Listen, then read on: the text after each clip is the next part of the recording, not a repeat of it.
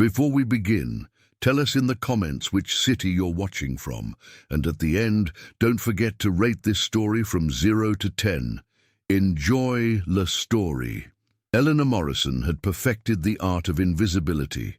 It wasn't that she was physically inconspicuous, her dark hair pulled into a severe ponytail, her white coat crisp and precise, her posture impeccable, but rather that she had trained herself to move through the world like a ghost. She existed in the hospital mercy corridors at 3 in the morning when most sane people slept.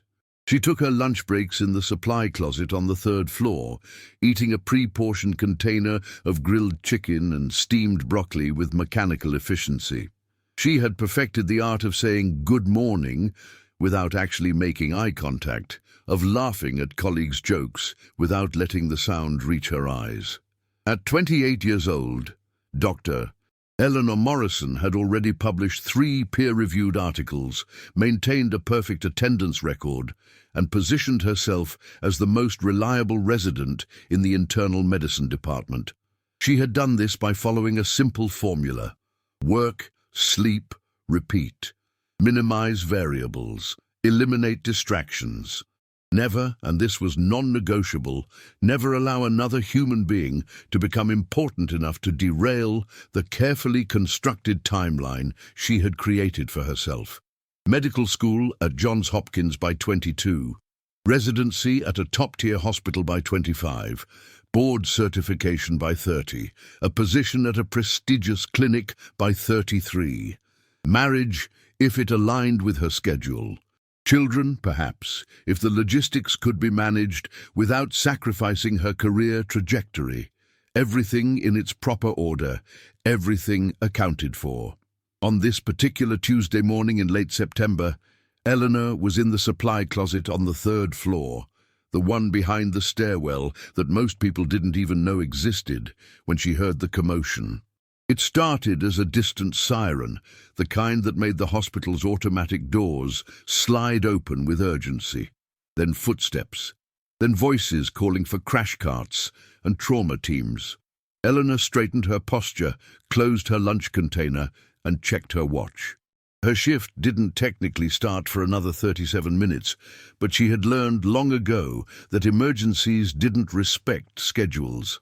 She emerged from the supply closet just as a gurney came barreling through the emergency bay doors, surrounded by paramedics calling out vitals like a practice liturgy. Multiple contusions, possible rib fractures, head trauma, possible spinal injury. Car versus building. Madison Avenue. Occupant ejected partway through windshield, lucky to be alive. Incredibly lucky. The patient was male, probably somewhere in his 30s, and his face was obscured by the oxygen mask and the dried blood that had crusted along his temple.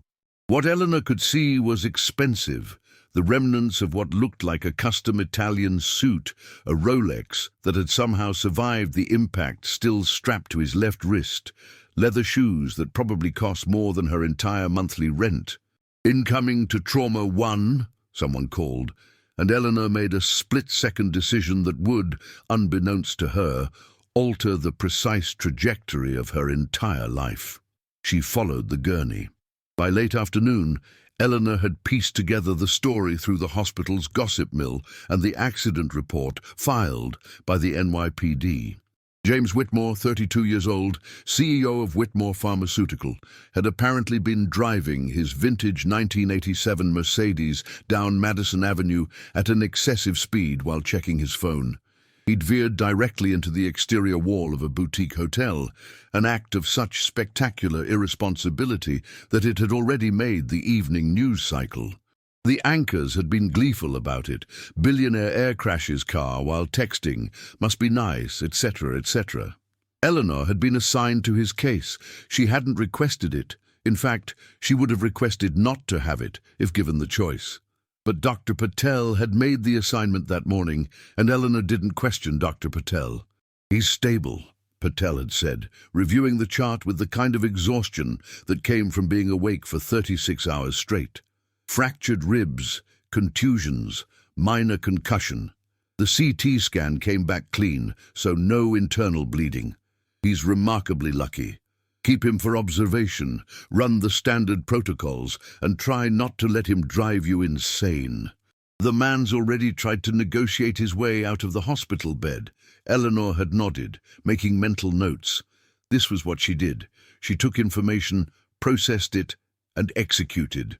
No emotion involved, no extraneous thoughts, just clean, clinical efficiency. She found him in room 312, and the first thing she noticed was that he was awake, which violated the expected trajectory. Most patients with his level of trauma slept for hours, sedated by pain medication and the body's natural response to shock. But James Whitmore was propped up on his good elbow, the other arm wrapped tightly in gauze, his phone in his hand, and he was typing with a ferocity that suggested the car accident had done absolutely nothing to dampen his ability to be a nuisance. "You shouldn't be using that," Eleanor said, not bothering with pleasantries. "Electronic devices can interfere with hospital equipment, and you need to rest." He looked up, and Eleanor got her first unobstructed view of his face. He was, objectively speaking, the sort of man who had probably never been told no. His eyes were a shade of blue that seemed almost deliberately selected to be attractive, not in the earnest way of men who actually cared about their appearance, but in the careless way of men who had simply been born lucky and had never questioned it. His jaw was squared, his cheekbones prominent, and despite the bruises blooming across his left side and the bandage covering a cut above his right eye, he had the audacity to smile. "Ah," he said, setting the phone aside with theatrical reluctance. "You must be Dr. Morrison. I asked Patel to send someone competent. I'm impressed." Eleanor felt something flare in her chest. Annoyance, definitely annoyance, and possibly something else that she immediately categorized as irrelevant. "Mr. Whitmore, you were in a serious accident. Your body needs recovery time. That means limited activity, no phone usage, and ideally complete rest." "James," he said, settling back against the pillows. "Mr. Whitmore is my father, the man who made all the terrible decisions that led to me inheriting a pharmaceutical empire I don't want. You can call me James." Eleanor pulled the chair next to his bed closer and sat down, opening his chart. This was her territory now. The room, the patient, the medical protocol, these were things she understood. "You were traveling at approximately 73 miles per hour in a 45-mile-per-hour zone. You were not wearing your seatbelt. You were texting." "Is this the part where you lecture me?" James asked, watching her with an expression of pure amusement. "Because I already got one from the police officer, very stern. Lots of talk about responsibility and second chances, thrilling stuff." Eleanor ignored him, continuing her examination. She checked his pupils, listened to his lungs, palpated his abdomen. He was warm beneath her fingers, solid in a way that suggested he probably spent at least some time in a gym, and there was a faint scent coming from him. Expensive cologne mixed with hospital antiseptic and something else. Something that smelled like he had literally just rolled out of a penthouse and into a car without a moment's thought for consequence. "You're going to need to stay here for at least 48 hours, she said, stepping back once her examination was complete. "We need to monitor your concussion, ensure there's no delayed internal bleeding, and let your ribs start to knit. You'll be in pain. I'm going to prescribe—" "The blonde nurse already brought me pills," James interrupted. "Katie or Karen or something. Very efficient. Very cold. Not as cold as you, though. You're like a walking illustration of clinical detachment." Eleanor made a note in his chart. "Patient exhibits signs of disrupted impulse control, likely due to concussion. Monitor for behavioral changes. The nurse was giving you pain medication.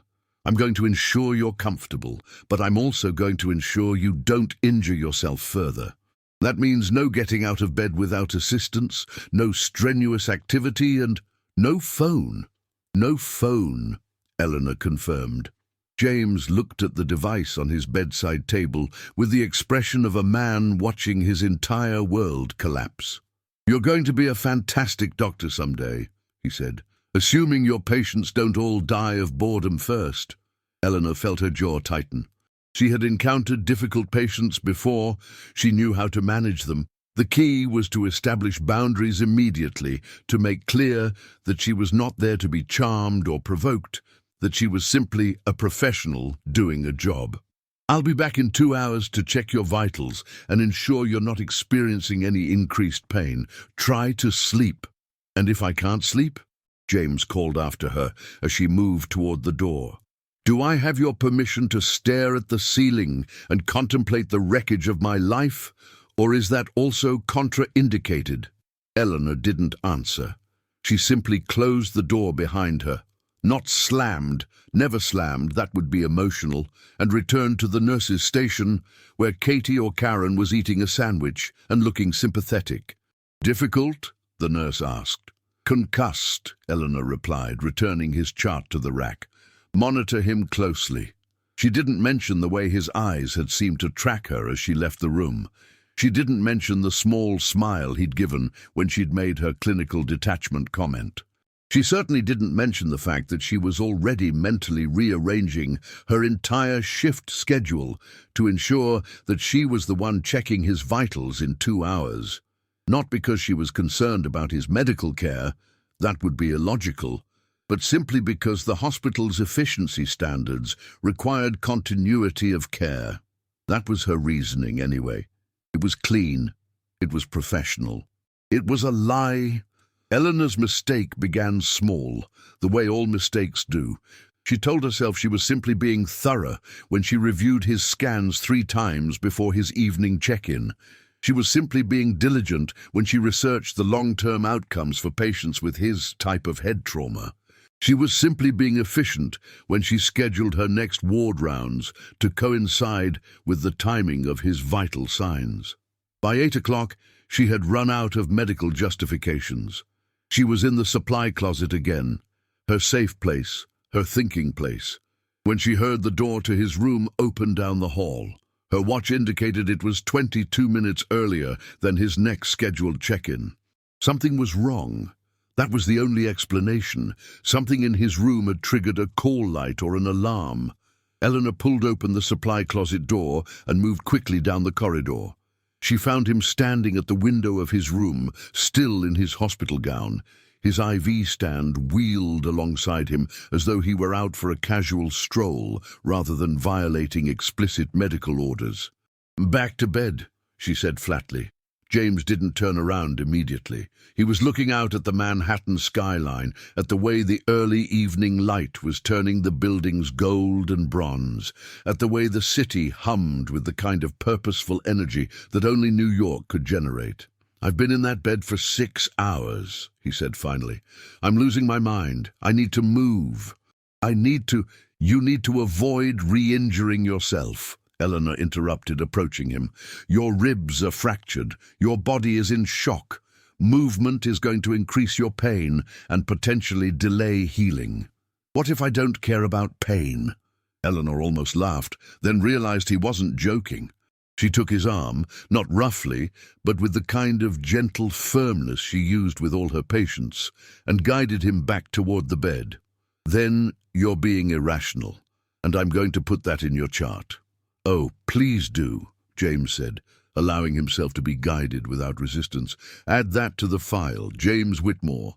Irrational, reckless, and apparently incapable of following basic instructions. My board of directors would probably agree."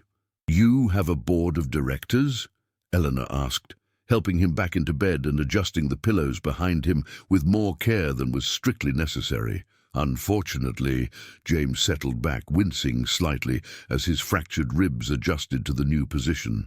"My father decided that before he retired, he wanted to ensure I was properly supervised. Hence, a board of 8 very stern people who meet quarterly to discuss my incompetence." Eleanor was supposed to leave. She had checked him. He was stable. Her clinical responsibility was fulfilled. Instead, she found herself asking, why would he do that? James looked at her for a long moment, his expression shifting into something less performative, more genuine. "Because I've spent the last decade proving that I'm exceptionally good at disappointing him. Racing cars I can't afford to crash, dating people I can't afford to keep around, ignoring business meetings because I'd rather be literally anywhere else. It's a talent, really. Eleanor pulled the chair over again and sat down. This violated 17 different protocols in her personal handbook. Don't engage emotionally with patients. Don't sit when you could stand. Don't stay longer than necessary. But she found herself asking, and crashing into a building? New personal record, James said dryly. I was trying to see how high the bar could go. Turns out the bar is a building. Despite every instinct telling her to remain unmoved, Eleanor felt the corner of her mouth twitch. Not a smile exactly. A minor muscular response that was quickly suppressed. Your father will probably be very impressed. My father is never impressed, James said, but there was no malice in it, just a simple statement of fact, delivered with the kind of exhaustion that suggested it was something he had learned a very long time ago. He created me, trained me, and then decided I was a failed experiment. Now he's trying to damage control. Eleanor should have left. She did leave, but she left later than she should have, after she had checked his vitals a second time, after she had adjusted his IV drip, after she had sat in silence with him for almost 20 minutes while he looked out the window, and she pretended to review something on his chart that didn't actually need reviewing. Sleep, she said finally, standing to leave. Your body needs recovery time. Dr. Morrison, James called after her, and she paused at the door. Thank you for sitting, for listening, for not acting like I'm completely reprehensible. Eleanor should have given him a professional response. She should have made clear that she was simply doing her job, that personal connection was not part of the arrangement. Instead, she said, "You're welcome," and then she closed the door and returned to the supply closet, where she sat in the dark for almost 10 minutes and tried to remember why she had made it a rule never to allow people to become important. The next 24 hours were a slow erosion of everything Eleanor had built. She found reasons to check on him more frequently than necessary. She discovered that he preferred the breakfast menu despite its poor nutritional balance. She learned that he had a sense of humor that was sharp and self-deprecating, that he asked surprisingly thoughtful questions about her own medical background, that he somehow made even conversations about his own declining health interesting through sheer force of personality. By the time his 48-hour observation period was drawing to a close, Eleanor had violated so many of her own protocols that she had stopped keeping track. It was at 4 in the morning during her shift rounds that everything came to a head. She was in his room, alone, which was inappropriate, checking his rib fractures one final time before he was cleared for discharge. Her hands were steady and professional, her touch light and clinical. She was explaining the aftercare instructions. Minimal activity for 2 weeks, physical therapy once he was cleared, pain management as needed. Standard discharge protocol. And then he asked, "Will you still check on me if I leave?" Eleanor's hands stilled. "Your primary physician will monitor your recovery. You'll have follow-up appointments." "That's not what I asked," James said quietly. Eleanor stepped back, removed her gloves, and made a conscious decision to be honest. "No," she said. "Once you're discharged, my responsibility ends." James nodded, as though he had expected exactly this answer. As though he had known all along that whatever this was, connection, rapport, the ghost of something that might have become important if either of them had allowed it, it was always going to be temporary. "Then I guess I should thank you now," he said, "for being a good doctor, for listening, for being less cold than you pretend to be." Eleanor left before he could say anything else. She had 40 minutes before the end of her shift, and she spent all of them in the supply closet, sitting in the dark, trying to remember the person she had been before she had ever heard the ambulance sirens, before she had seen his face, before she had made the catastrophic error of allowing someone to matter. By morning, he was discharged, and Eleanor went back to her life, the carefully constructed, precisely ordered, efficiently managed life that suddenly felt very empty and very quiet and very, very small. Eleanor told herself it was coincidence. She told herself this on the morning that James Whitmore walked into the hospital Mercy emergency department with what appeared to be a severe allergic reaction, his face flushed and his breathing slightly labored. She told herself this as she watched the triage nurse assign him to her care. Not because of any special request, but simply because Eleanor happened to be the available resident when he arrived. It was coincidence. It had to be. The alternative, that he had somehow engineered this, that he had deliberately ingested something he was allergic to simply to return to the hospital, was so absurd that Eleanor refused to entertain it, even in the privacy of her own thoughts. "How long have you been experiencing symptoms?" she asked, keeping her voice professionally neutral as she led him to an examination bay. 6 days had passed since his discharge. 6 days during which she had not thought about him more than 50 times per day. She had metrics on this now. She had started tracking. "About 2 hours," James said, settling onto the examination table. He was wearing an expensive charcoal suit and what appeared to be custom cufflinks shaped like tiny pharmaceutical pills, either a joke at his own expense or a sign of deeply concerning narcissism. Eleanor hadn't yet determined which. "I had shellfish at a business lunch. I thought I'd be fine. Turns out my immune system has other opinions." Eleanor frowned, pulling up his medical history on the computer terminal. "There's no shellfish allergy documented in your chart." "I know," James said, watching her with an expression that suggested he was enjoying something she wasn't in on. "It's new. Developed it about 3 years ago. I've been managing it with antihistamines, but today was apparently the day my body decided to revolt." Why wouldn't you document that?" Eleanor asked, a note of frustration creeping into her voice. Documentation was important. Documentation was how medicine worked. Without proper records, without accurate history, how was she supposed to provide proper care? "Because I've been in denial about it," James offered cheerfully. "Because admitting I have a limitation feels like admitting my father was right about me being incapable of managing my own life. Pick whichever sounds most pathologically self-destructive." Eleanor set her jaw and began her examination. She checked his throat, slightly inflamed but not dangerously so. His pulse was elevated, but within reasonable parameters for someone experiencing an allergic reaction. His oxygen saturation was good. His pupils were reactive. By every objective measure, he was stable and responding normally to acute allergen exposure. "I'm going to administer an antihistamine," she said crisply, "and we'll monitor you for the next few hours to ensure there are no complications." "Very clinical," James observed. "Very efficient. No, 'how have you been?' or 'nice to see you again.'" "I see hundreds of patients," Eleanor said, which was technically true and also a complete evasion of what he was actually asking. "I'm glad you're stable, Mr. Whitmore. I'll be back in 30 minutes to check your vitals." She moved to leave, but he caught her wrist. It was gentle, barely more than the brush of fingertips, but it was enough to make her stop.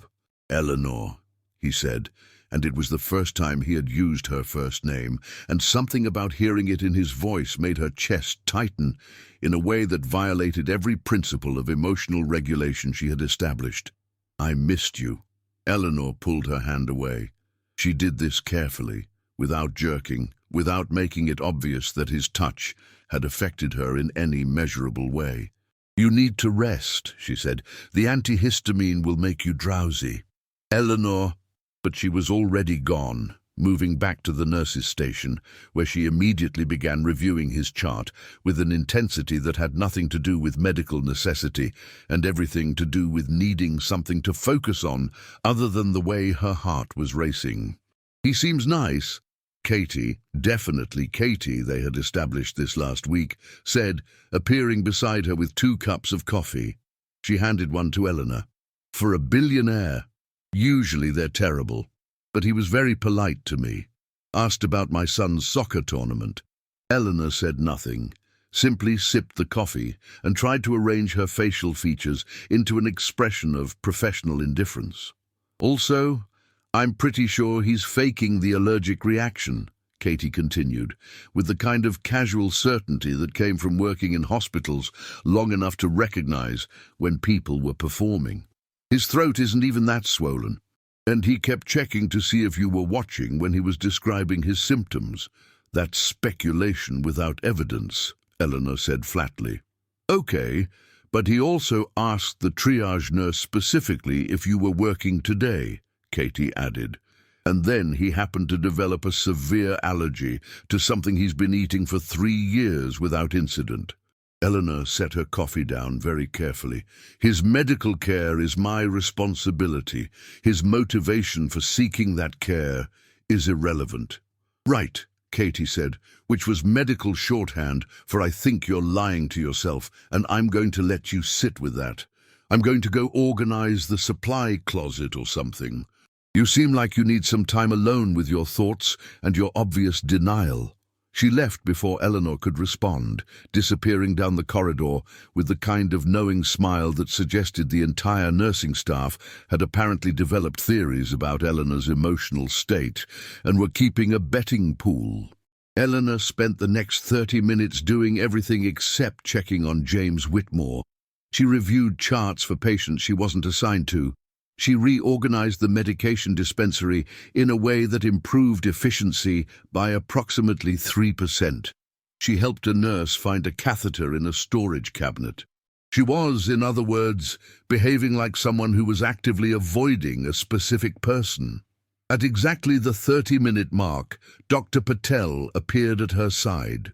"Check on Whitmore," he said, not looking up from the chart he was reviewing. "And Eleanor? Whatever is happening with you and that man, handle it. I don't have the energy to manage drama in my emergency department." "There's nothing happening," Eleanor said stiffly. "He's a patient. I'm his physician. That's the entirety of the relationship."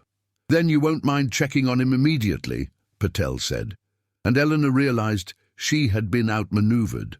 Refusing would imply that there was something to hide. Complying would require her to walk directly back into that examination bay and interact with James Whitmore, while her heart was racing and her carefully constructed emotional boundaries were crumbling like old plaster. She chose compliance because that was what responsible doctors did. James was asleep when she entered the room, his head tilted back against the pillow, his chest rising and falling in the slow, steady rhythm of someone deeply sedated. The antihistamine had worked faster than expected, which made sense, given that his reaction had been relatively mild to begin with. Eleanor confirmed this by checking his vitals. Heart rate stable, oxygen saturation good, no signs of respiratory distress. She was taking notes on his chart when he woke up. "You came back," he said, his voice rough from sleep. His eyes were slightly unfocused, the sedative still pulling at his consciousness. "I wasn't sure you would." "It's my job," Eleanor said, not looking up from the chart. "Is that what we're calling this?" James asked, and Eleanor could hear the smile in his voice even without looking at him. "Professional obligation? Because I could have sworn there was something else. Something that involved you sitting with me for 20 minutes in silence like we were an old married couple who had run out of things to say." Eleanor's pen stilled. "You were injured and disoriented. I was providing basic emotional support. It's standard post-trauma protocol." "You're lying so well," James said with genuine admiration. "I'm almost impressed. If I weren't so drugged right now, I'd feel bad for being the reason you're having to construct such elaborate fictions. But since I am drugged, I'm going to take this opportunity to say something honest." Please don't," Eleanor said quietly. "I was going insane," James continued, ignoring her request. "Without you, without seeing you. I went back to my penthouse, and it was too quiet and too empty.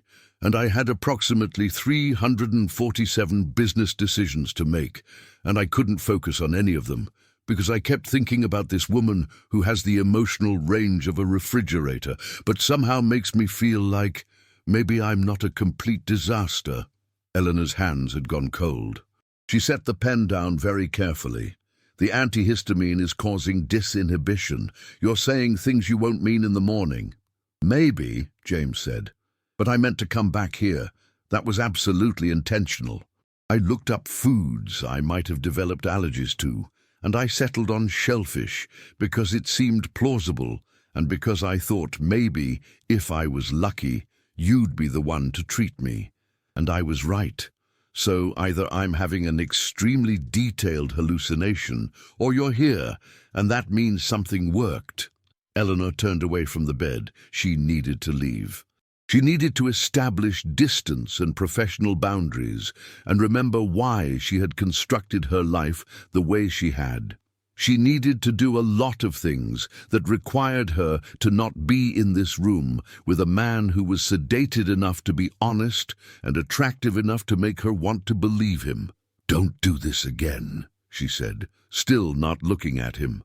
"Don't come back to the hospital to get my attention. It's unprofessional, and it's manipulative, and it's romantic," James offered helpfully. "Obsessive," Eleanor finished. "And if you do it again, I'll request a transfer to a different department. I won't be your doctor anymore." There was a long silence. Then, "Okay." Eleanor turned back to look at him, expecting to see some sign of continued amusement or persistence. Instead, she found an expression of genuine understanding. His eyes were still slightly unfocused from the medication, but there was a clarity there, a recognition that he had pushed too hard and had actually heard what she was saying. "I mean it," Eleanor said, but her voice had lost some of its edge. "I know," James said, "and I respect that. I respect you. That's why I'm going to tell you something very important while I'm too medicated to be strategic about it. I like you. Not the way you treat my allergic reactions. Not because you're a good doctor, although you are. I like you because you make me want to be a better person, and I haven't wanted that in a very long time. But I also know that's your problem to solve, not mine. So I'm going to stop engineering accidents and convenient allergies, and I'm going to give you space. And I'm going to hope that maybe, eventually, you'll decide that whatever this is between us is worth the risk." Eleanor wanted to leave. She wanted to leave and not look back and return to her carefully ordered life where nothing disrupted her plans and no one made her heart race and no one made her want to be something other than exactly what she had become. Instead, she said, "Why did you really develop a shellfish allergy?" James smiled, and despite everything, despite the sedative, despite the manipulation, despite her own better judgment, Eleanor found herself smiling back. "I didn't," he said. "I just wanted to see you." The next crisis came 3 days later, and this time it had nothing to do with allergies or accidents or elaborate schemes to gain her attention. Eleanor was finishing her morning rounds when her pager went off, code blue in the ICU. She responded immediately, moving with the kind of practiced urgency that came from thousands of hours of training. By the time she reached the ICU, the crash team was already assembled, the patient already intubated, the machinery beeping its frantic alert. It was an elderly woman, mid-70s, admitted 2 days ago with septic shock. Eleanor joined the resuscitation effort, moving through the choreography of CPR and medication administration and desperate medical intervention that consumed the next 15 minutes. At the end of it, they called the time of death. 7:43 in the morning on a Thursday that would have been utterly unremarkable, except for the fact that Eleanor had just watched someone die. She had watched people die before. She had performed CPR on cardiac patients and cancer patients and accident victims. She understood the statistics, the percentages, the reality that not everyone could be saved. Medicine was science, and science didn't guarantee outcomes, it simply calculated probabilities. But understanding something intellectually was very different from believing it in your bones. She left the ICU without speaking to anyone, without explaining where she was going or when she would return.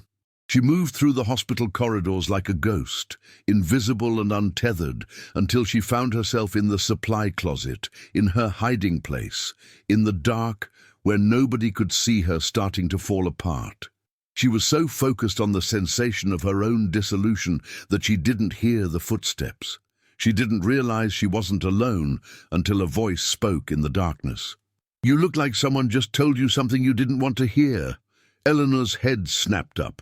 James Whitmore was standing in the doorway of the supply closet, holding a file folder and wearing an expression of concern that seemed entirely too genuine for a man who had been faking allergies 3 days ago.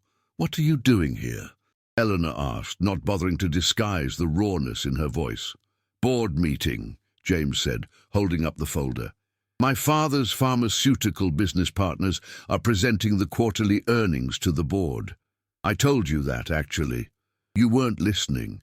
You were thinking about something else. You've been thinking about something else for the last few days." He leaned against the doorframe. "Now you're hiding in a supply closet, which seems like the kind of thing you do when something is very wrong.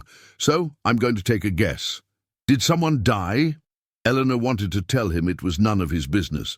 She wanted to tell him that his presence in this moment was a violation of the sanctuary she had created.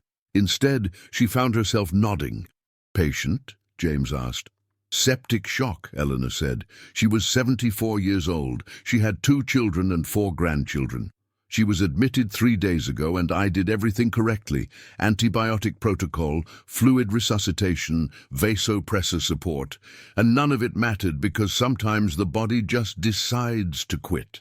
James came into the supply closet and closed the door behind him, and they were suddenly in darkness, and Eleanor didn't push him away. "That's brutal," he said softly, "and I'm sorry. And I know that sounds insufficient, because it is insufficient, but I don't know what else to say." They sat in silence for a long time, long enough that Eleanor wondered if he had fallen asleep, long enough that she began to feel the weight of exhaustion that came from maintaining control and professionalism in the face of human fragility. "Can I tell you something?" James said finally. "Something that's probably not helpful but might be true." Eleanor didn't respond, which James apparently took as permission. "When my mother died," he said quietly, "I was 18. Cancer. The really aggressive kind that doesn't respond to anything, that just keeps metastasizing until there's nothing left to metastasize. My father was very logical about it. He explained the statistics, the survival rates, the reality that medicine has limits. He was right, and it was the least helpful thing anyone said to me, because knowing you're going to die and actually dying are 2 very different things." Eleanor turned to look at him, though she couldn't see his face in the darkness. "What I needed," James continued, "was someone to sit with me and acknowledge that it was terrible and unfair, and that I couldn't have done anything to stop it, no matter how smart I was or how hard I tried. I needed someone to tell me that some things are just broken, and that's not a failure on my part." "I should have caught it earlier," Eleanor said, and her voice was very small. "You probably shouldn't have," James said gently. "Septic shock doesn't announce itself politely. It just happens, and you react, and sometimes that's enough and sometimes it's not. Neither of those outcomes is a reflection of your competence." Eleanor felt something break open inside her, and then, quite suddenly, she was crying, which was something she had trained herself never to do. She cried silently, with the kind of restraint that came from having practiced emotional regulation her entire life. But she cried, and James sat beside her in the darkness, and he didn't try to fix it, or minimize it, or offer platitudes. He simply sat with her. When the tears finally stopped, Eleanor said, "You should go. If anyone finds us in here together, it will create complications." "Okay," James said. "But Eleanor, that patient didn't die because you failed her. She died because her body couldn't fight anymore. And that's not something you could have prevented, no matter how hard you tried." He left before she could respond, pulling the door closed gently behind him, and Eleanor sat alone in the supply closet with the knowledge that she had just allowed someone to see her break, and the world hadn't ended. Over the next week, James stopped by the hospital with increasing frequency. He would appear in the emergency department with files that needed signatures from hospital administrators. He would mention casually that he had a board meeting on the 4th floor.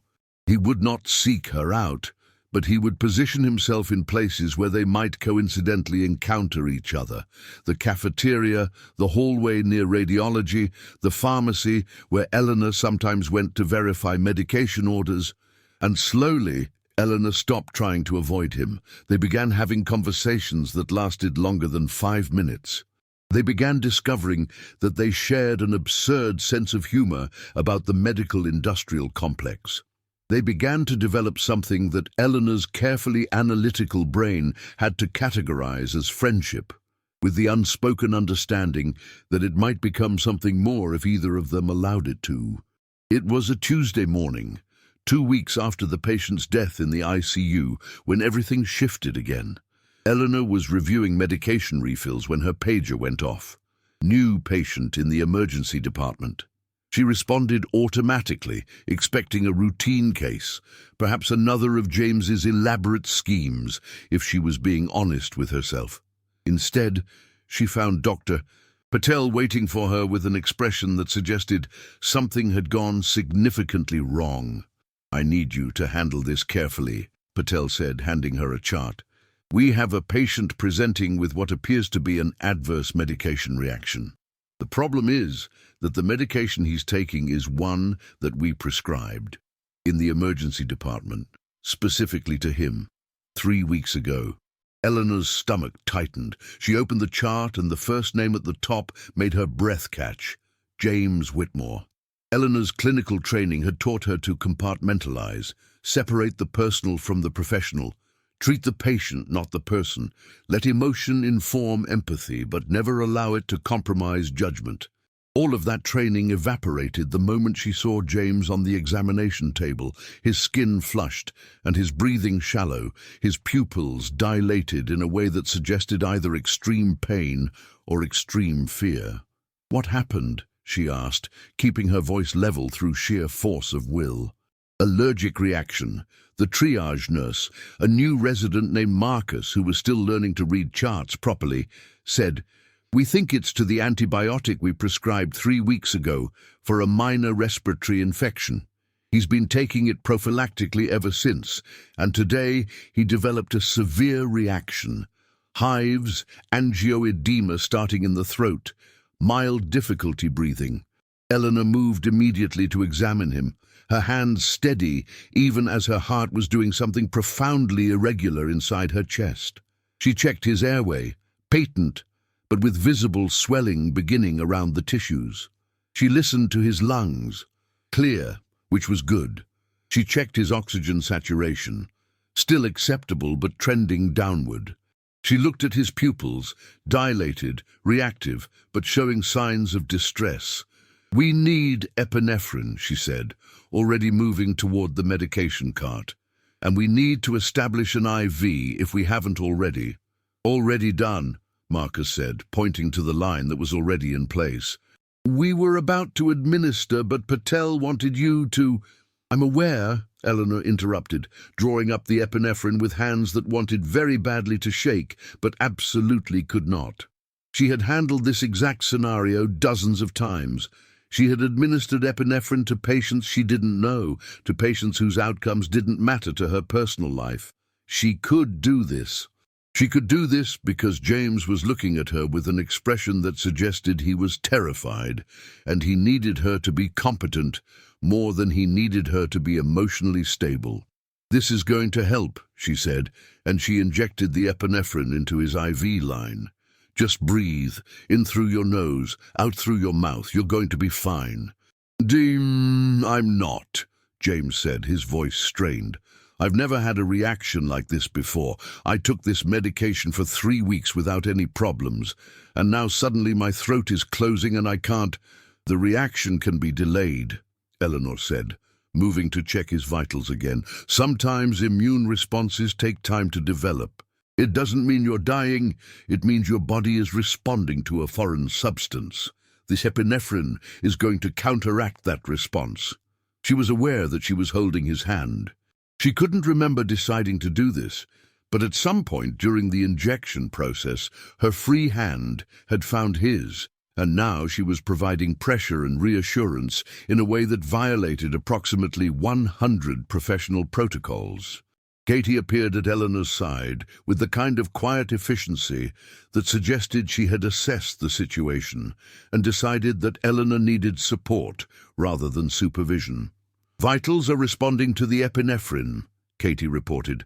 "Angioedema is reducing.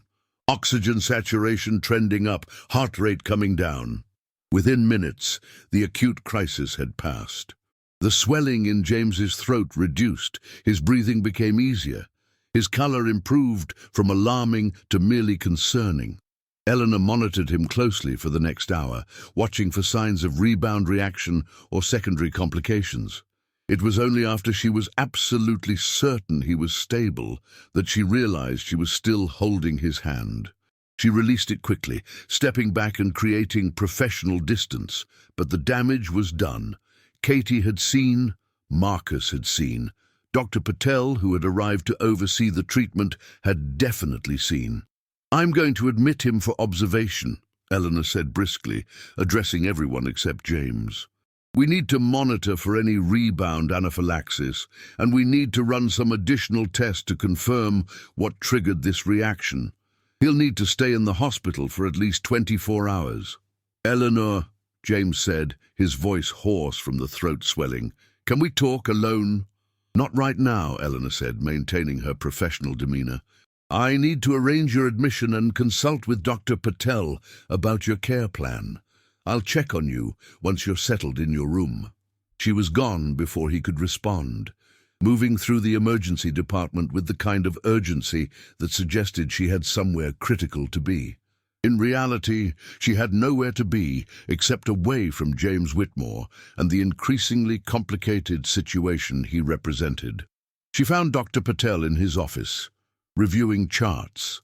"We need to talk about conflict of interest," Eleanor said without preamble. "I can't be his attending physician. I need to request a transfer to a different doctor." Patel set down his pen and looked at her with an expression of profound tiredness. "Eleanor, you are an excellent resident. You made the correct clinical decision in the emergency department. Your personal feelings for the patient, while evident to everyone in the hospital, did not compromise your medical judgment." "This time," Eleanor said. "What about next time? What if I'm so focused on my emotional response to him that I miss something clinically important?" "What if you don't?" Patel countered. "What if the fact that you care about him makes you more careful, more attentive, more willing to run additional tests and consider edge cases that you might otherwise overlook?" Eleanor opened her mouth to respond, then closed it again because she didn't have a good answer. She simply had the knowledge that allowing personal connection to intersect with professional responsibility was a violation of everything she had constructed her career around. "I'll approve your request," Patel said finally, "but not today. Today, you're going to treat James Whitmore as your patient, and you're going to do it with the same clinical excellence you bring to every other case. Tomorrow, if you still want to transfer, we can discuss it. But I suspect you'll change your mind once you realize something." "What's that?" Eleanor asked. "That the fear of being wrong isn't actually a good reason to avoid being right," Patel said. "Now go. Your patient is waiting for admission paperwork." James was moved to room 412 on the medical surgical floor, and Eleanor found him sitting up in bed, looking considerably more like himself now that the acute crisis had passed. His skin had returned to its normal color, and the swelling in his throat had reduced to barely noticeable proportions. "I'm sorry," he said before she could even enter the room fully. "I know I promised I wouldn't engineer situations to see you, and I wasn't. I swear I wasn't. This was a genuine allergic reaction to a medication that was prescribed correctly, and that I have been taking without incident for 3 weeks." Eleanor closed the door and approached his bed. She had her clinical face on, the one that allowed her to assess and analyze without emotional interference. "I know," she said, "and you're going to be fine. The epinephrine worked, the angioedema is resolving, and your vitals are stable. We're going to keep you for observation and run some allergy testing to confirm the specific component of the antibiotic that triggered the reaction." "Okay," James said. "That's very medical and very professional. Can we also talk about the non-medical part? About you holding my hand in the emergency department like you actually cared what happened to me?" Eleanor pulled a chair over and sat down. This was not protocol. This was actively violating the boundaries she had set. But she was tired of maintaining those boundaries. She was tired of pretending that James Whitmore had not fundamentally altered her carefully ordered existence. "I do care what happens to you," she said quietly, "which is exactly the problem. I'm supposed to be objective. I'm supposed to be able to treat you with the same clinical detachment I bring to every other patient. And I can't. You won't let me. You keep showing up and making me feel things, and it's messing with my ability to do my job properly." "No, it's not," James said. "You've handled every medical situation involving me with perfect competence. The only thing my presence is messing with is your ability to maintain the fiction that you're incapable of human connection." Eleanor wanted to argue with this assessment. She wanted to explain that human connection was a liability in medicine, that allowing emotion to factor into medical decisions was how people got hurt. Instead, she found herself asking, "Why are you here? In the hospital, I mean. You were fine when you left. You were discharged without complications. Why did you come back?" James was quiet for a long moment. "Partially because I'm an idiot who keeps engineering reasons to see you," he said, "but also because my board meeting ran late, and I was coming back from a consultation with a prospective pharmaceutical partner, and I genuinely did stop by to check in on you. I was going to surprise you with coffee from that place you like, and then my throat started closing." Eleanor's stomach twisted. "You were going to surprise me?" "Yes," James said. "Because I'm apparently incapable of respecting the boundary you established, and because I've spent the last 2 weeks convinced that if I just showed up enough times and was charming enough and let you see that I'm not completely useless at interpersonal relationships, you'd eventually decide that whatever this is between us was worth the professional complications." "That's manipulation," Eleanor said flatly. "It is," James agreed, "and I'm not proud of it, but I'm also being honest about it, which has to count for something. And I'm going to make you another promise. I'm going to stop. I'm going to stop showing up unexpectedly. I'm going to stop engineering medical crises. I'm going to give you actual space instead of just pretending to, while strategically positioning myself in places you frequent." Eleanor looked at him for a long time, trying to determine if he was sincere or if this was simply another layer of manipulation, another way of convincing her to lower her defenses. "If you mean that," she said finally, "then you need to leave me alone, completely. No coincidental encounters, no board meetings at the hospital, no coffee surprises, nothing. You need to let me do my job and let myself remember why I constructed my life the way I did." "Okay," James said, and he sounded genuinely sad about it. "I can do that. It's going to be terrible and I'm going to hate every second of it, but I can do it. For you." Eleanor stood to leave, but he stopped her with a question. "Can I ask you something before you go?" She nodded. "Why did you become a doctor?" he asked.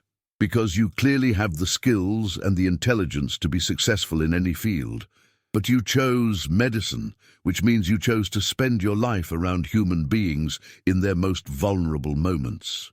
That doesn't seem like something a person who hates connection would do." Eleanor considered the question. Nobody had ever asked her this before. She had asked it of herself, certainly, and the answer she had always given was something clinical: intellectual curiosity about biological systems, desire to help people, financial stability. But sitting in this hospital room with James Whitmore lying in a bed she had almost lost him to, she realized the true answer. "I became a doctor," she said slowly, "because I wanted to matter. I wanted my presence in someone's life to change the outcome of something that mattered. I wanted to be the difference between someone living and dying, between someone suffering and being relieved of pain. And I thought if I was good enough, if I was controlled enough, if I never let emotion factor into my decisions, then I could do that without ever being hurt in the process." "Did it work?" James asked gently. Eleanor looked at him, at his flushed skin and his dilated pupils and his expression of genuine care, and realized the answer. "No," she said. "It didn't work at all." Eleanor spent the next 6 hours conducting a series of tests designed to identify exactly which component of James's antibiotic regimen had triggered the allergic reaction. She drew blood for comprehensive allergy panels. She ordered skin prick tests. She consulted with the hospital's allergy specialist and reviewed James's complete medical history for any previous allergic episodes that might have been misdiagnosed or overlooked.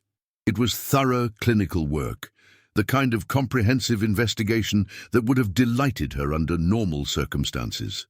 But now she was doing it while simultaneously trying to process what James had said about her motivations for entering medicine, and what it meant that he had apparently seen something in her that she had spent 28 years trying to hide.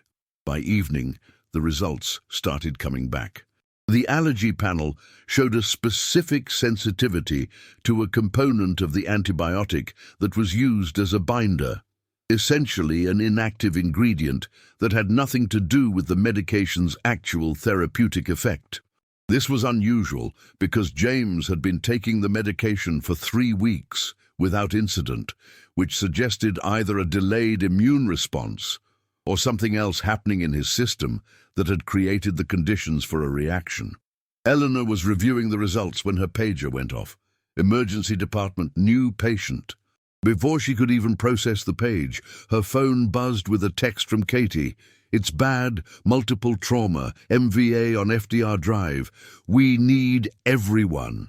Eleanor moved immediately, abandoning her investigation into James's allergic reaction and joining the organized chaos of a mass casualty situation. A vehicle collision involving 3 cars had left 8 people injured, 2 of them critically. The emergency department shifted into crisis mode, physicians and nurses moving with practiced efficiency, the choreography of emergency medicine playing out across multiple trauma bays. Eleanor found herself assisting with one of the critical cases, a woman in her 50s with significant abdominal trauma. She worked for the next 4 hours straight, performing the clinical equivalent of a high-wire act, running on instinct and training and the kind of adrenaline that made time seem to move in strange ways. When it was over, 2 patients had been admitted to the ICU. One had been transferred to surgery, and one had been discharged with minor injuries.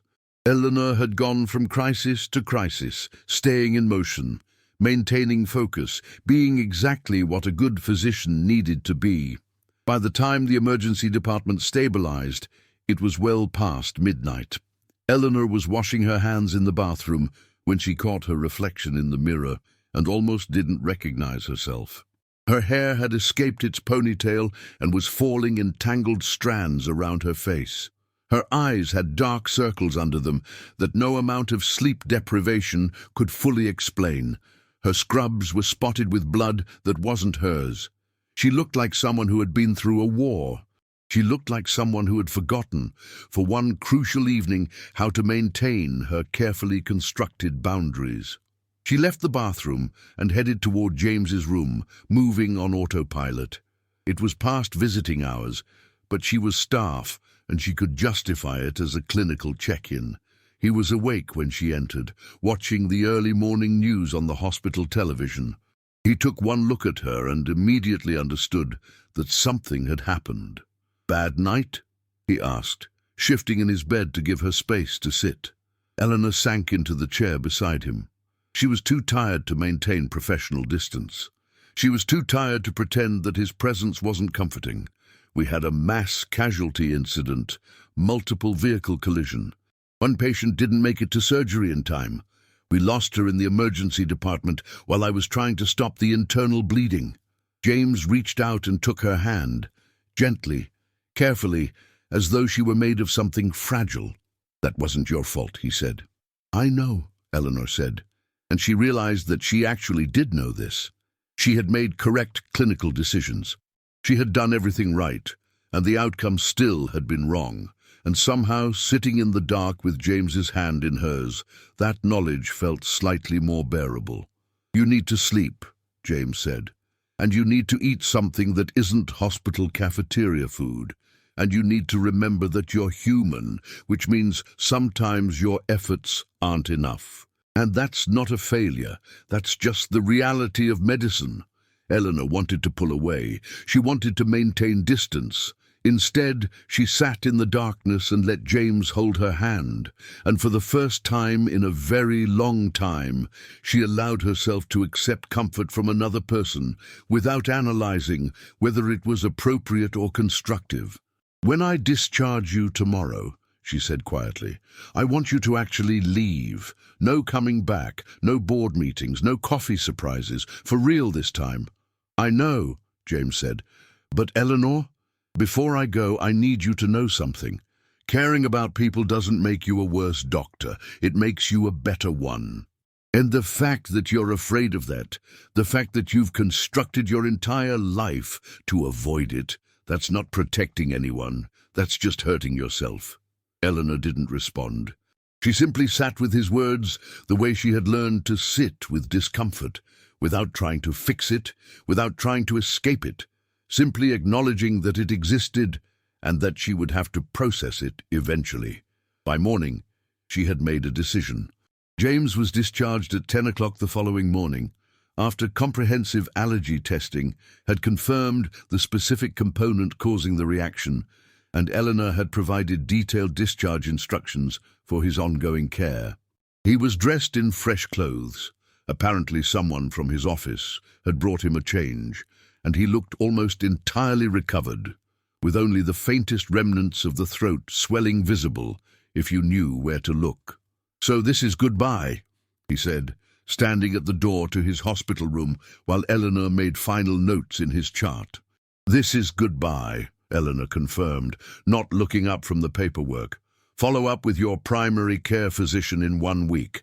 Avoid any medications containing that particular binder. And James, thank you." "For what?" he asked. "For being honest about your feelings," Eleanor said. "For sitting with me while I fell apart. For making me question the way I've structured my life. For being patient even when I was being ridiculous." James smiled, but it was sad. "You're welcome," he said. "And Eleanor, I meant what I said about giving you space. I'm going to disappear. You won't see me at the hospital. You won't get surprise coffee. You'll get peace and quiet and whatever it is you think you need." "I know," Eleanor said. And then, because she was tired and because Dr.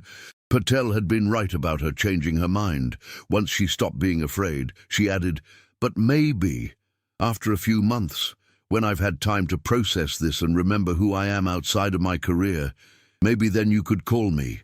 Not as a patient, not as someone to surprise at the hospital, just as a person who interests you."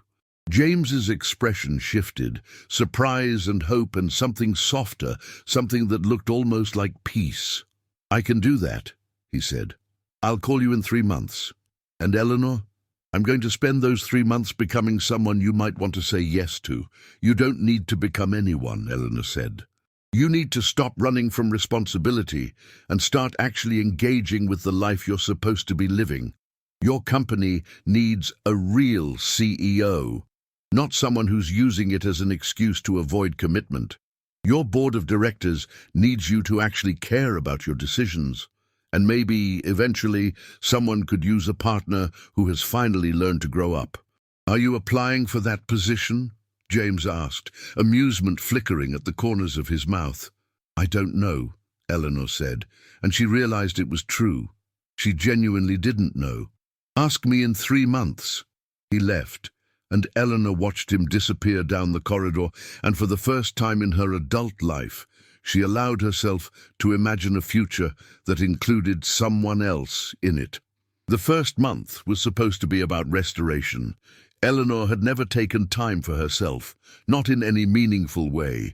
She worked, slept in efficient increments, and filled the remaining hours with medical journals and case studies, and the kind of self-improvement that was entirely focused on career advancement.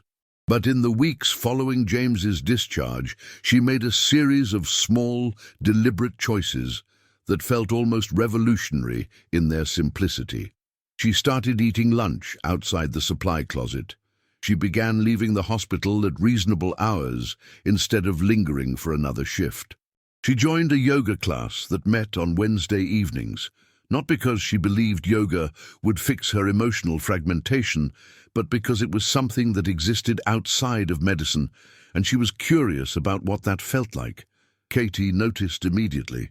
"You seem less like a robot," Katie said one afternoon while they restocked the medication dispensary.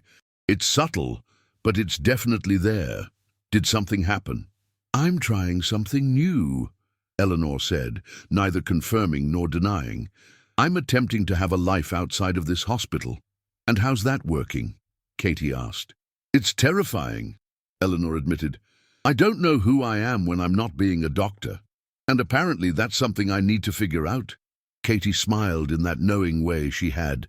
"For what it's worth, I think you're going to be fine. People who are self-aware enough to recognize that they have a problem are usually the ones who actually fix it."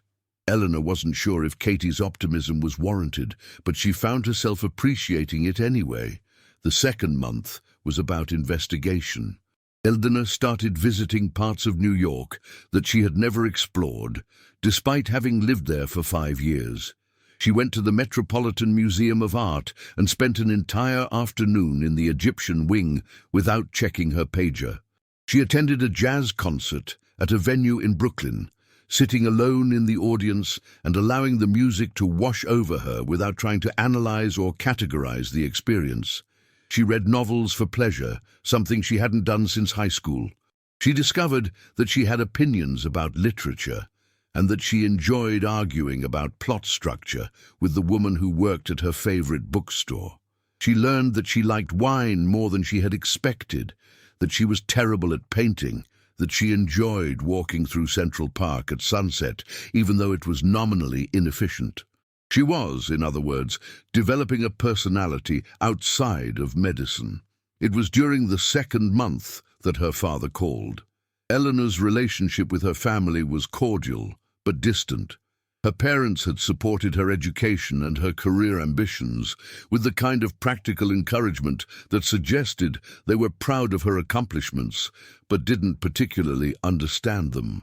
They had never pushed her toward medicine the way some parents did.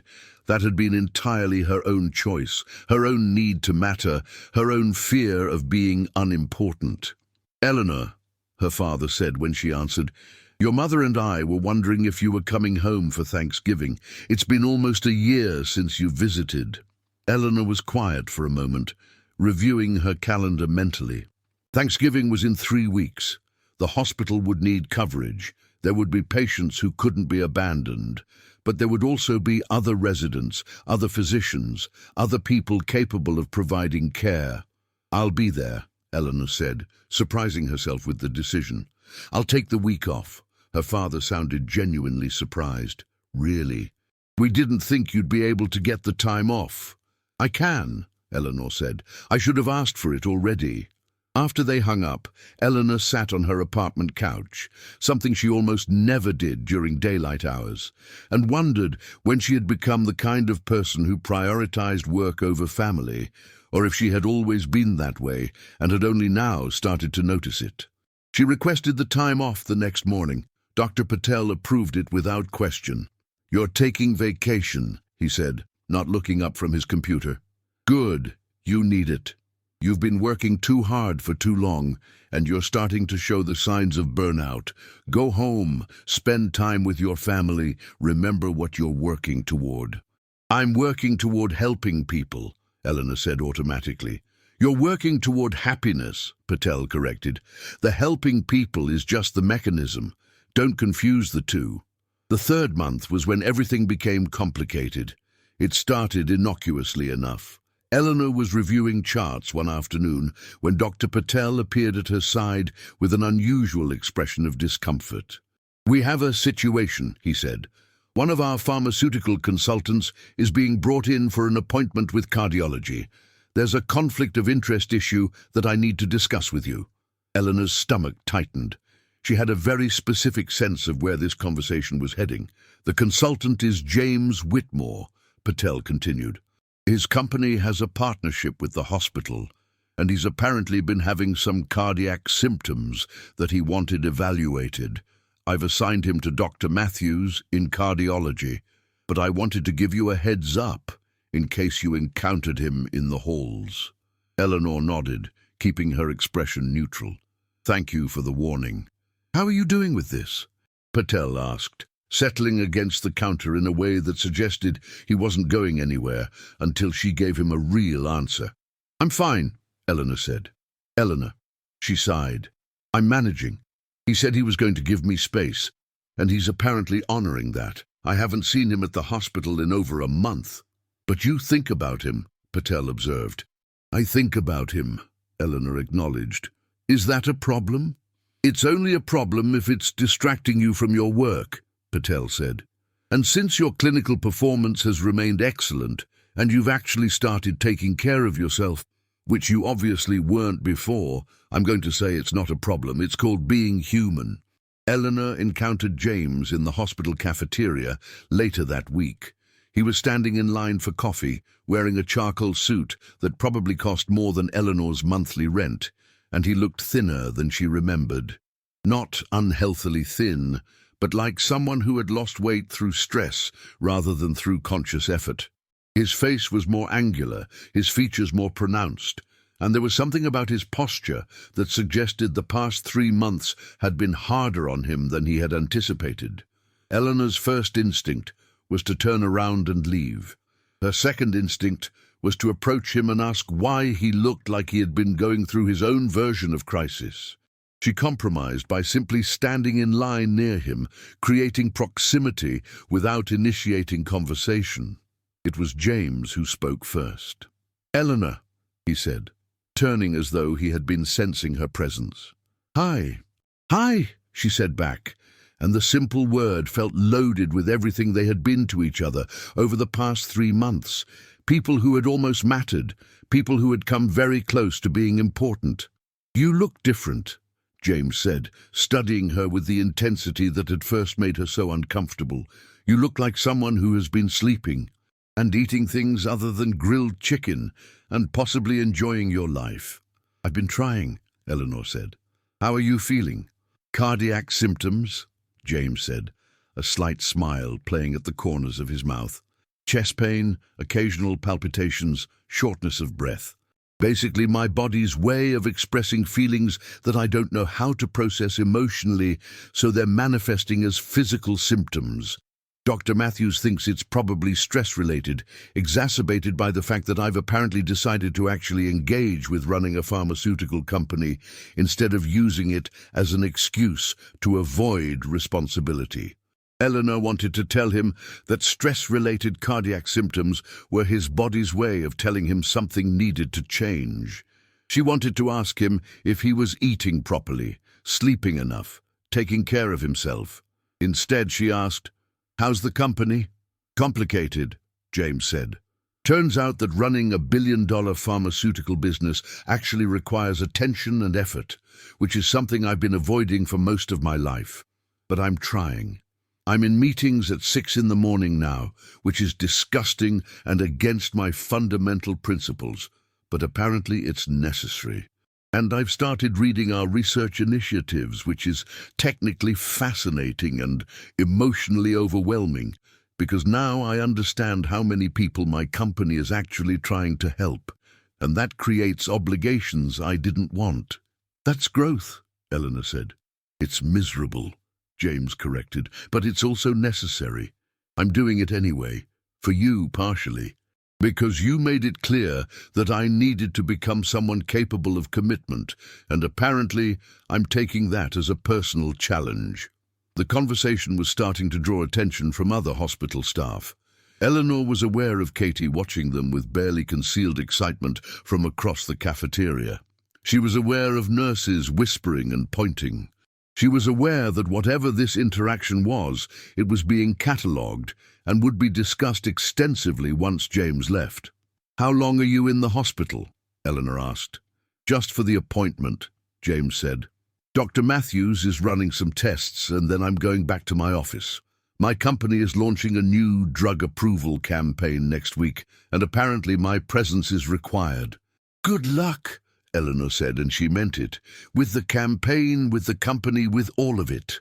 "Eleanor," James said, and there was something in his voice that made her turn back, even though she had been about to walk away. "I know we agreed on 3 months, and I know you asked me to call you instead of showing up. But I just want you to know that I've been thinking about you constantly. And I'm going to call you tomorrow in the evening, and I'm going to ask you to dinner, and I'm hoping you'll say yes, and I'm going to be terrified the entire time that you'll say no, and I'm going to do it anyway because that's what people do when they care about someone." Eleanor looked at him for a long moment, taking in the sincerity, the vulnerability, the fact that he was being honest about his fear, instead of hiding behind charm. "Okay," she said. "Tomorrow evening. I'm expecting your call." She left before he could respond, returning to her shift with the knowledge that 3 months had apparently been the right amount of time to figure out what she wanted. And what she wanted, terrifying as it was James Whitmore. The call came at 6:47 in the evening, just as Eleanor was changing out of her scrubs. She almost didn't answer because she was still not entirely sure what she was doing, still not entirely comfortable with the fact that she had allowed someone to matter this much. But she answered anyway, because not answering would be avoidance, and she was trying very hard not to be someone who avoided things anymore. "Hi," James said, and he sounded nervous in a way she had never heard before. "I'm calling to ask if you would like to have dinner with me tomorrow evening. There's a restaurant in Manhattan that I like, nothing too fancy but good food and quiet enough that we can actually talk. 7 o'clock? Eleanor should have said no. She should have asked for more time, more space, more certainty that this wasn't a catastrophic mistake. Instead, she said, "Yes, I'll go, but James, I need you to understand something." "What's that?" he asked. "I'm still figuring out who I am," Eleanor said. "I'm still learning how to have relationships and friendships and a life outside of medicine. I'm going to be weird about boundaries sometimes. I'm going to panic and need space. I'm going to be impossible and stubborn, and I'm going to say things that seem cruel because I haven't learned how to express emotion the way most people have." "Okay," James said simply. "Okay?" Eleanor asked. "That's it? You're not going to ask questions or express concern or—" "No," James interrupted gently, "because I already know all of that about you, and I'm still calling, and I'm still asking you to dinner, and I'm still going to be there even when you're impossible and stubborn and learning how to be human. So yeah, okay. Tomorrow, 7 o'clock, I'll pick you up." The restaurant was small and Italian and tucked into a neighborhood in the Upper West Side that Eleanor had never visited. The lighting was warm, the tables were close enough for conversation, but far enough for privacy, and there was the kind of casual elegance that suggested expense without screaming about it. James was waiting at the door when Eleanor arrived, and he looked simultaneously more nervous and more present than she had ever seen him. "Hi," he said, kissing her cheek in greeting. It was a careful touch, affectionate but restrained, the kiss of someone who understood that Eleanor was not ready for more and was respecting that boundary. "You look beautiful." Eleanor was wearing a dress, which was significant because she almost never wore dresses. She had spent 45 minutes in her apartment trying to figure out what one wore to dinner with someone you were trying to determine if you could have a relationship with. She had eventually settled on something that wasn't quite formal, but wasn't casual either, a compromise between her professional persona and whatever personality she was developing. "Thank you," she said. "You look nice too." The evening unfolded in the way that good dinners do, with conversation that moved between serious and light-hearted, with moments of laughter and moments of vulnerability, with the kind of genuine interest in each other's lives that suggested maybe they actually did know each other, despite all the hospital encounters and medicated conversations and crises they had navigated together. James told her about his company, about the research initiatives that had surprised him with their ambition, about the board members who were starting to respect his ideas, about the realization that running a pharmaceutical company was actually meaningful work if you cared about the outcomes.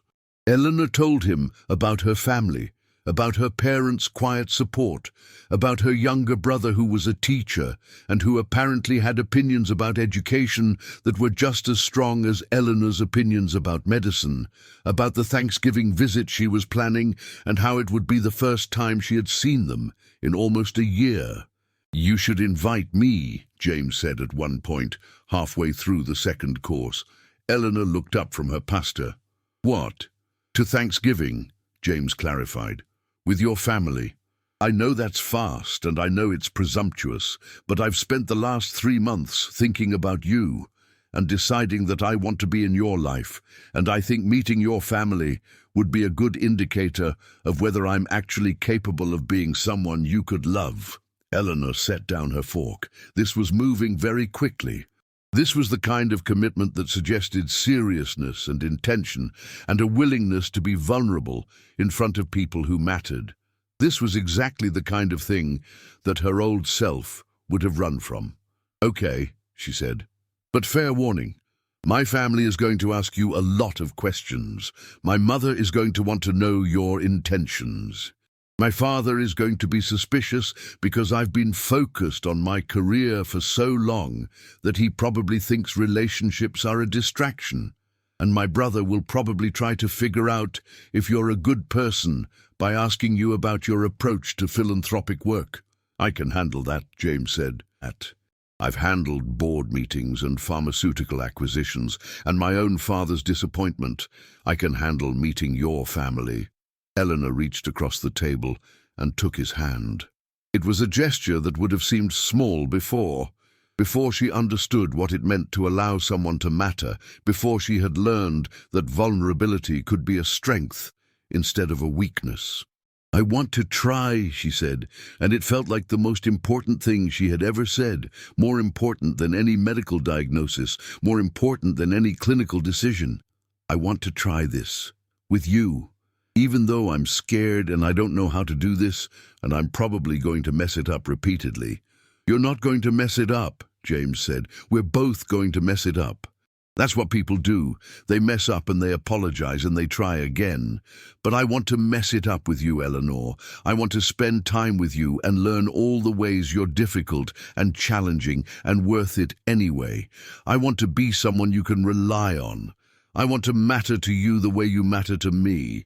They finished dinner slowly, lingering over coffee and dessert, talking about everything and nothing, establishing the foundation of something that felt very close to real. When James walked her to her apartment building, he kissed her goodnight. A proper kiss this time, careful and deliberate and full of promise. Eleanor kissed him back, allowing herself to feel the sensation without analyzing it, allowing herself to simply exist in the moment. "Call me tomorrow?" James asked. "I'll call you tomorrow," Eleanor confirmed.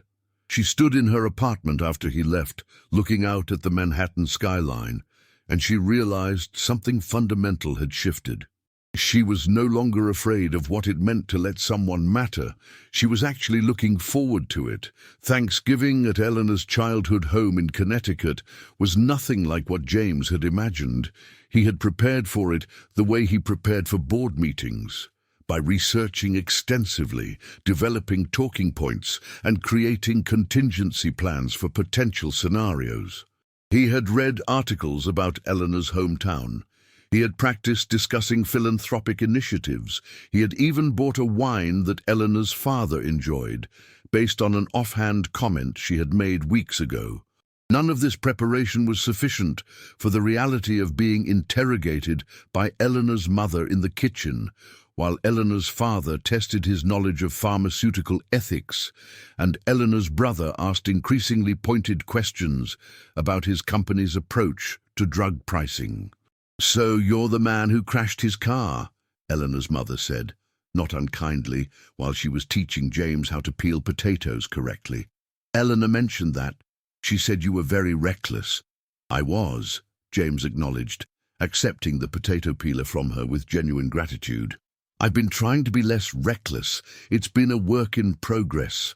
Eleanor's mother, Margaret, with grey hair and Eleanor's same capacity for directness, studied him while she worked. "Do you love her?" The question was so direct that James almost laughed. "Yes," he said simply. "I do. I'm not entirely sure when it happened, but sometime between her confronting me about my irresponsibility and her sitting with me while I was having an allergic reaction, I fell in love with her." "That's good," Margaret said, returning her attention to the potatoes, "because Eleanor has spent her entire life building walls. She became a doctor because she thought if she was useful enough, if she helped enough people, she wouldn't have to let anyone actually know her. And now she's finally starting to let those walls down, and I think it's because of you, so you're going to be careful with her. Because if you hurt her, I'm going to make sure you regret it, and I'm significantly better at being threatening than I sound." James had no doubt that this was true. Eleanor's father, Robert, approached the relationship from a different angle. He wanted to know about James's management style, his approach to decision-making, his philosophy on corporate responsibility. These were questions James could answer, and he did, carefully and honestly, acknowledging the areas where he was still learning and the mistakes he had made. "Eleanor says you're trying to change," Robert said over dinner, which seemed to be the official moment for family interrogation, "that you're actually engaging with your company instead of avoiding it." "I am," James said. "It turns out that responsibility is less terrible than I expected, and having something that matters, something outside of myself, it changes how you approach problems." Eleanor's brother, Michael, who taught high school English and apparently had opinions about everything, leaned back in his chair. "The pharmaceutical industry has a complicated ethical landscape," he said. "How do you navigate that?" "Badly sometimes," James admitted. "My company makes drugs that people need. We also price those drugs in ways that sometimes put them out of reach for people who can't afford them. I've been trying to figure out how to balance shareholder responsibility with human responsibility, and the answer is that there isn't always a clean solution. But I'm trying to make it less bad than it was." "That's honest," Michael said, which seemed to be acceptance. It was Eleanor who cut through the tension later that evening. Her family had dispersed, her mother upstairs, her father working, Michael in the living room with his laptop. James and Eleanor found themselves alone in the kitchen, cleaning up, while the oven hummed quietly.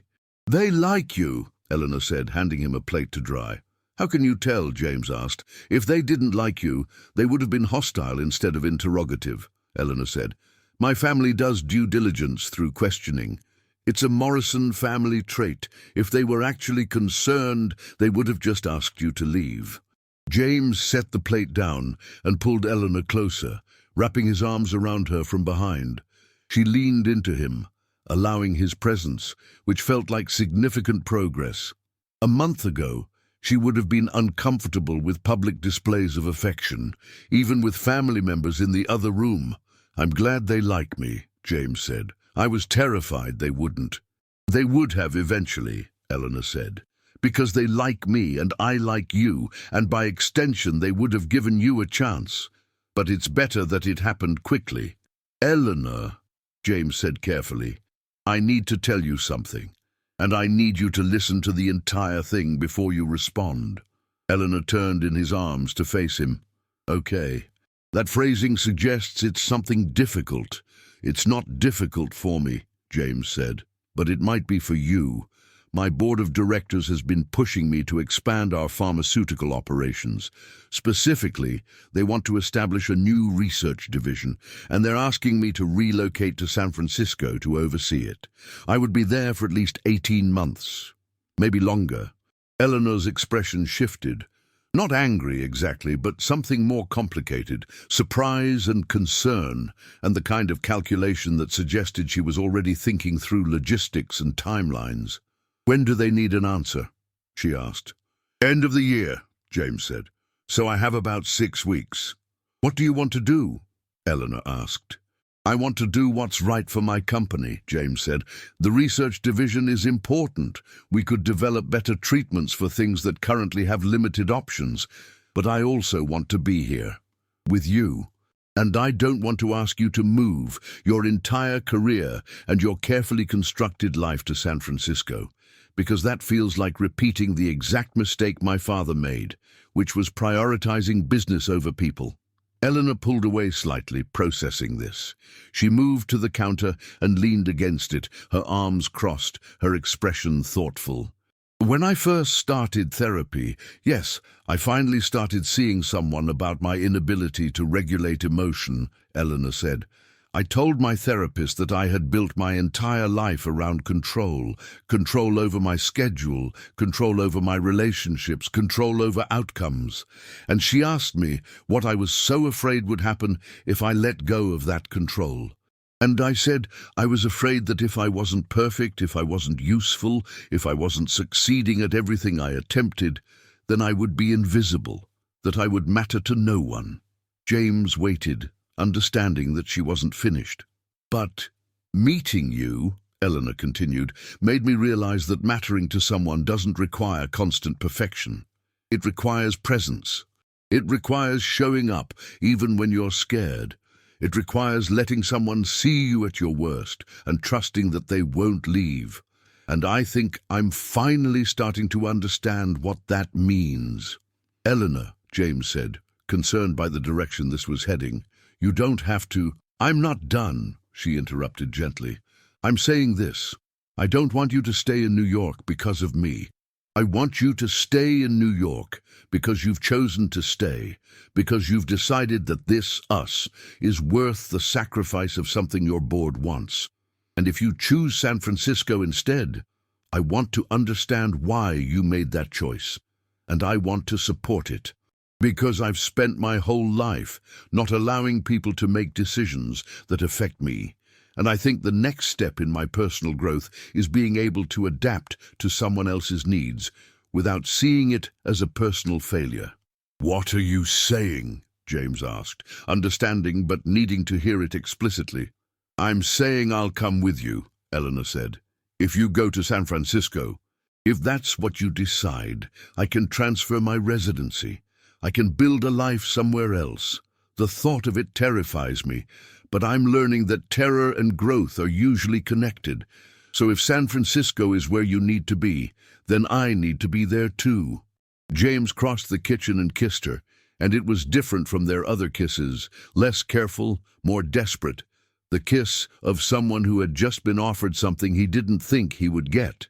I don't think I'm going to San Francisco, he said when they pulled apart.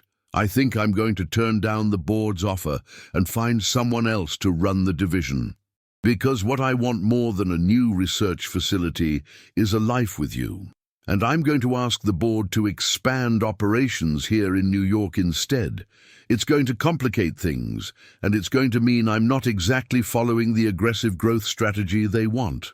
But I think I'm finally understanding that the most important thing isn't growing my company, it's growing myself. And I can't do that in San Francisco. I can only do it here, with you. You're sure? Eleanor asked. Because I don't want you to make decisions about your career based on me. That's exactly the kind of codependency that unhealthy relationships are built on. I'm sure, James said, and it's not about you, not entirely. It's about the fact that I've spent my entire life running away from things. And San Francisco would have been another form of running. I'm trying to stop doing that. I'm trying to build something real instead of chasing something that looks impressive but doesn't actually matter. They finished cleaning in comfortable silence, and later that night, Eleanor fell asleep with her head on James's chest, listening to his heartbeat, feeling safer and more vulnerable simultaneously than she had ever felt in her life. The crisis came 3 weeks later, on an ordinary Tuesday morning in early December. Eleanor was in the middle of her shift when Dr. Patel appeared at the nurse's station with an expression of professional concern. "We have an interesting case," he said, handing her a chart. "Patient presenting with severe abdominal pain, elevated white blood cell count, possible appendicitis." The complication is that the patient is James Whitmore's executive assistant, and apparently Whitmore wants to cover all her medical expenses personally and is requesting that you be her primary physician. Eleanor's stomach tightened. She had been doing well, maintaining professional boundaries between her relationship with James and her medical practice. She had treated patients and sent them home without asking James if he knew them. She had maintained clinical detachment, but being assigned to someone close to James was different. It was a conflict of interest, not in the legal sense, but in the emotional sense. "I should request a transfer," Eleanor said immediately. "You could," Patel agreed. "But this patient, Victoria is her name, she's specifically requesting you. Apparently James told her you're the best doctor he knows, and she wants the best. It's actually quite touching, in a terrifying kind of way." Eleanor reviewed the chart and found Victoria in the emergency department. She was a woman in her mid-50s, clearly in pain, clearly anxious about what was happening to her body. "Mr. Whitmore said you'd be taking care of me," Victoria said when Eleanor approached her. "He said you're the best internal medicine resident in the hospital. He also said you're brilliant and kind, and that I should trust you completely." Eleanor felt something twist in her chest. James shouldn't have done that. He shouldn't have put her in this position. "I'm going to take care of you," Eleanor said, settling into professional mode. "Can you walk me through your symptoms?" The examination took 40 minutes. Eleanor reviewed Victoria's vital signs, her medical history, her current medications. She palpated her abdomen, noting the point of maximum tenderness, the rebound pain that suggested peritoneal inflammation. "I think you have appendicitis," Eleanor said finally. "I'm going to order imaging to confirm, but I'm fairly confident that's what we're dealing with. We'll need to get you to surgery." "Will it be dangerous?" Victoria asked. "Appendectomy is a standard procedure," Eleanor said. "You'll be fine. But we need to move quickly, because the longer we wait, the higher the risk of the appendix perforating." 2 hours later, Victoria was in surgery. Eleanor had been present for the consultation with the surgical team, and she had made careful notes about the case progression. She had been professional and clinical, and entirely appropriate. She had also been angry at James for putting her in that position. She called him that evening once she was home. "You shouldn't have told your assistant that I was the best doctor you know," she said without preamble. There was a pause. Then, "Hello to you too. How are you? That seems like the normal way to start conversations." "James," Eleanor said, her voice tight, "you compromised my professional standing. You created a situation where I could be accused of showing favoritism or allowing personal relationships to affect my clinical judgment." "Did your judgment get affected?" James asked calmly. "No," Eleanor admitted, "but that's not the point. The point is that Victoria needed the best doctor available, and I gave her that recommendation," James interrupted. "I didn't tell her we were dating. I didn't mention our personal relationship. I simply said that you were an excellent physician, which you are. And she felt comfortable trusting you with her health, and you diagnosed her correctly, and she's going to be fine." "So where exactly is the problem?" Eleanor wanted to stay angry, but she couldn't find a legitimate reason to be. He had a point. She had been professional. The outcome had been good. Victoria would make a full recovery. "I was scared," Eleanor said finally, all the anger draining out of her voice. "I was scared that my judgment might be compromised, and I was scared that allowing you to matter this much might interfere with my ability to do my job, and I'm still terrified of that." "I know," James said gently, "but you're going to keep being terrified, and you're going to keep doing your job perfectly anyway, because that's who you are. You're someone who takes responsibility seriously. You're someone who cares deeply about outcomes. You're someone who can love someone and still maintain professional integrity simultaneously. Those things aren't mutually exclusive." Eleanor curled up on her couch with her phone pressed to her ear. "When did you become so wise?" she asked. "I'm not wise," James said. I'm just someone who has learned very slowly that admitting fear is better than running from it. And I'm someone who loves you, and I'm trying to do that in a way that respects who you are and what you've built. I'm probably going to mess it up sometimes, but I'm trying. I love you too, Eleanor said, and the words felt enormous and terrifying and absolutely necessary. I'm not sure I've said it directly before, but I do. I love you, and it's messing with my carefully constructed life in the best possible way. Good, James said. I'm going to hold on to that. And Eleanor, Victoria's going to be fine. You're going to be fine. We're going to be fine. And Christmas came early that year in the form of a surprise that Eleanor should have seen coming if she had been paying attention. Dr. Patel called her into his office on December 20th, 3 days before Eleanor was planning to take a week off for the holidays. "Close the door," he said, which meant something significant was about to happen. Eleanor closed the door and sat down, her mind already running through possibilities. Had she made an error in a patient's care? Had someone filed a complaint? Had something gone wrong that required administrative attention? "I'm recommending you for the senior resident position," Patel said without preamble. "You've demonstrated exceptional clinical skill, strong interpersonal abilities, and the kind of emotional intelligence that's rare in physicians at your level. The position starts next month. It comes with a salary increase and more autonomy over patient cases." "Congratulations." Eleanor opened her mouth to respond and found that she had no words. She had been working toward this position for years. It had been part of her 5-year plan, her 10-year plan, her entire trajectory of professional advancement. And now that it was here, she realized that it meant something different than it had before. It meant she could do more. It meant she could teach other residents. It meant she could have an impact beyond individual patient care. It meant her life in medicine could expand instead of just deepening. "Thank you," she said finally. "I'm honored." "You should be," Patel said. "But Eleanor, one more thing. This position is going to require more time at the hospital. It's going to require more emotional energy.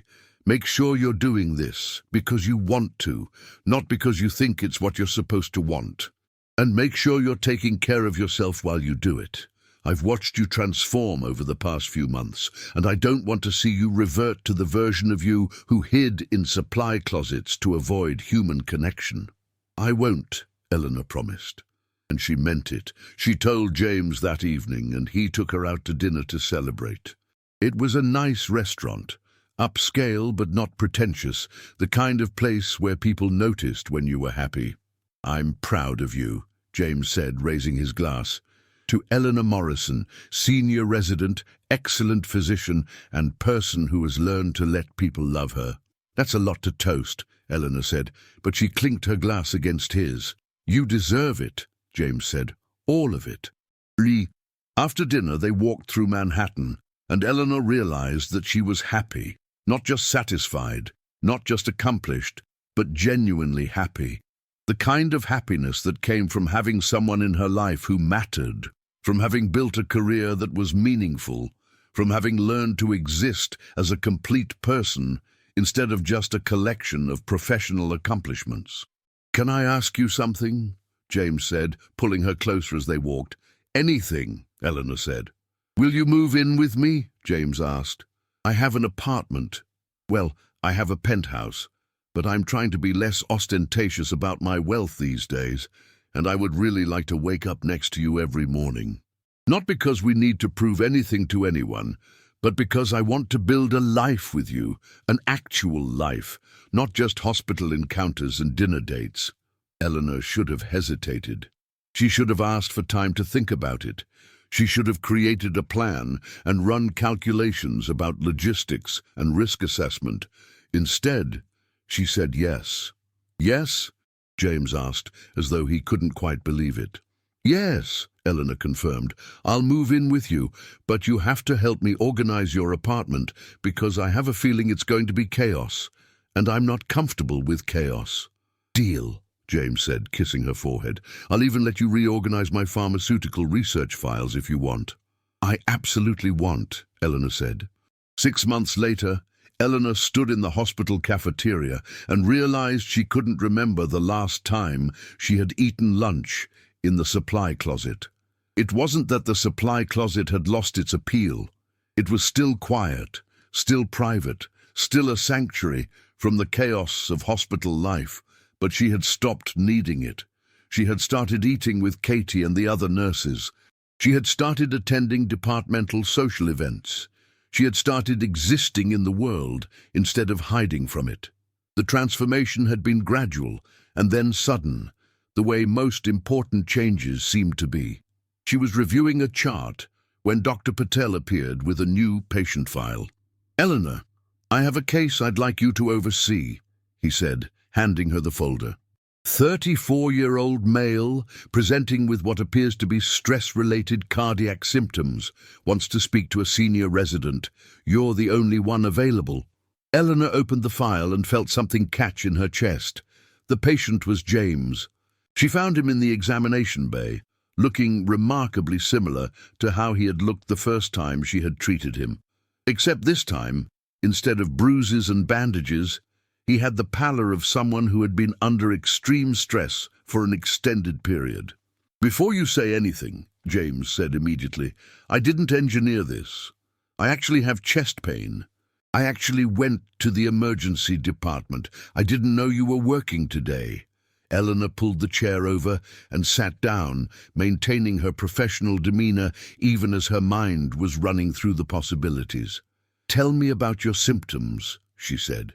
"Started about a week ago," James said. "Intermittent chest discomfort, radiating to my left arm sometimes. Shortness of breath with exertion. I've been stressed. The new research division is launching. I've been working 18-hour days. I've been neglecting sleep and exercise. I know what I'm supposed to say: stress management, better habits, lifestyle modifications. But I wanted to make sure there wasn't something actually wrong with my heart." Eleanor began her examination. She listened to his heart, strong and regular. She checked his blood pressure, elevated but not dangerously. She reviewed his EKG, which was normal. She ran a series of blood tests, which all came back within acceptable parameters. "Your heart is fine," she said finally. "Physically, there's nothing wrong with you. This is stress manifesting as cardiac symptoms. Your body is trying to tell you something." "That I'm working too hard?" James asked. "That you're not taking care of yourself," Eleanor corrected. "That you're trying to do everything at once and it's not sustainable.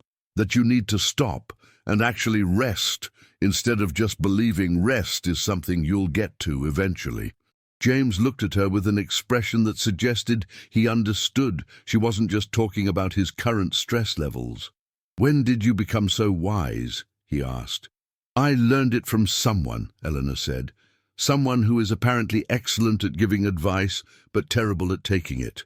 "Fair," James conceded. Eleanor finished her examination and began writing discharge instructions, but James stopped her. "Can we talk?" he asked. Not as doctor and patient, but as Eleanor and James. Eleanor glanced around the emergency department. It was moderately busy, but not overwhelmed. Katie was handling triage. Dr. Patel was in his office.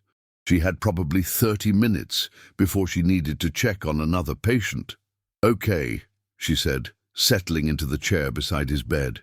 "I've been thinking about something," James said. "Something I've been putting off because I was scared. But I realized that fear is a terrible reason to avoid doing something important, so I'm going to do it anyway." James reached into his pocket and pulled out a small box. Eleanor's heart rate immediately accelerated in a way that had nothing to do with cardiac stress and everything to do with what she suspected was about to happen. "Eleanor Morrison," James said, opening the box to reveal a diamond ring that was elegant and understated and clearly chosen with tremendous care. "I have loved you since the moment you walked into my hospital room and confronted me about my irresponsibility. I have loved watching you transform from someone who was afraid of human connection into someone who can sit with discomfort and come out the other side. I have loved building a life with you, and I want to keep building it for the rest of my life. Will you marry me?" Eleanor looked at the ring, then at James, then back at the ring. Multiple thoughts were happening simultaneously. This was unprofessional. This was happening in her workplace. This was the most important moment of her life. This was absolutely the right decision. "Yes," she said simply. "Yes, I'll marry you." James kissed her, and the emergency department erupted. Katie was the first to react, letting out a whoop of celebration. Within seconds, the entire nursing staff seemed to know what had happened, and Eleanor was being congratulated and hugged and asked approximately 5,000 questions about when the wedding would be and how she had not seen this coming. "I work in this hospital," Eleanor said to James when they finally had a moment of relative quiet. "This is going to spread like wildfire. Everyone is going to know. Dr. Patel is going to know. My colleagues are going to know. This is going to be a massive distraction." "Good," James said. "I'm done with secrets and careful boundaries. I want everyone to know that you're mine and I'm yours. I want you to not have to pretend that I'm just another patient. I want to stop hiding." Eleanor put the ring on. It fit perfectly, which seemed significant, and realized that she didn't want to hide anymore either. She was tired of compartmentalizing, tired of maintaining the fiction that her personal life and professional life were completely separate. They weren't. They never had been. "We should probably tell my family," Eleanor said, "before someone posts about it on social media and they find out that way." "I'm going to call your father right now," James said, pulling out his phone.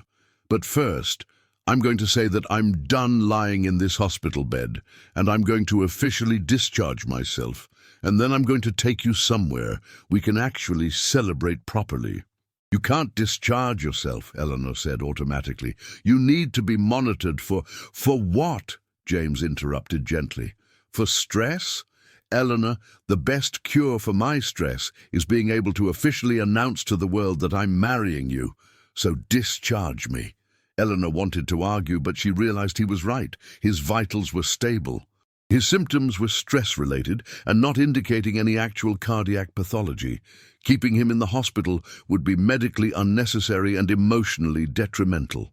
"Fine," she said, reaching for his discharge paperwork. "But you're going to follow up with your primary care physician next week. You're going to commit to sleep and exercise, and you're going to promise me that you're going to take care of yourself." "I promise," James said. "And I'm going to do it because I have something to live for now. I have you. I have a future that actually means something because it includes you." The wedding was planned in exactly 4 months, which Eleanor's therapist suggested was either very healthy or very unhealthy, depending on whether Eleanor was making decisions from a place of love or a place of fear. "I'm making them from a place of love," Eleanor insisted during a session in early June. "I want to marry him. I'm not doing this because I'm afraid of losing him or because I think I need to move fast to secure the relationship.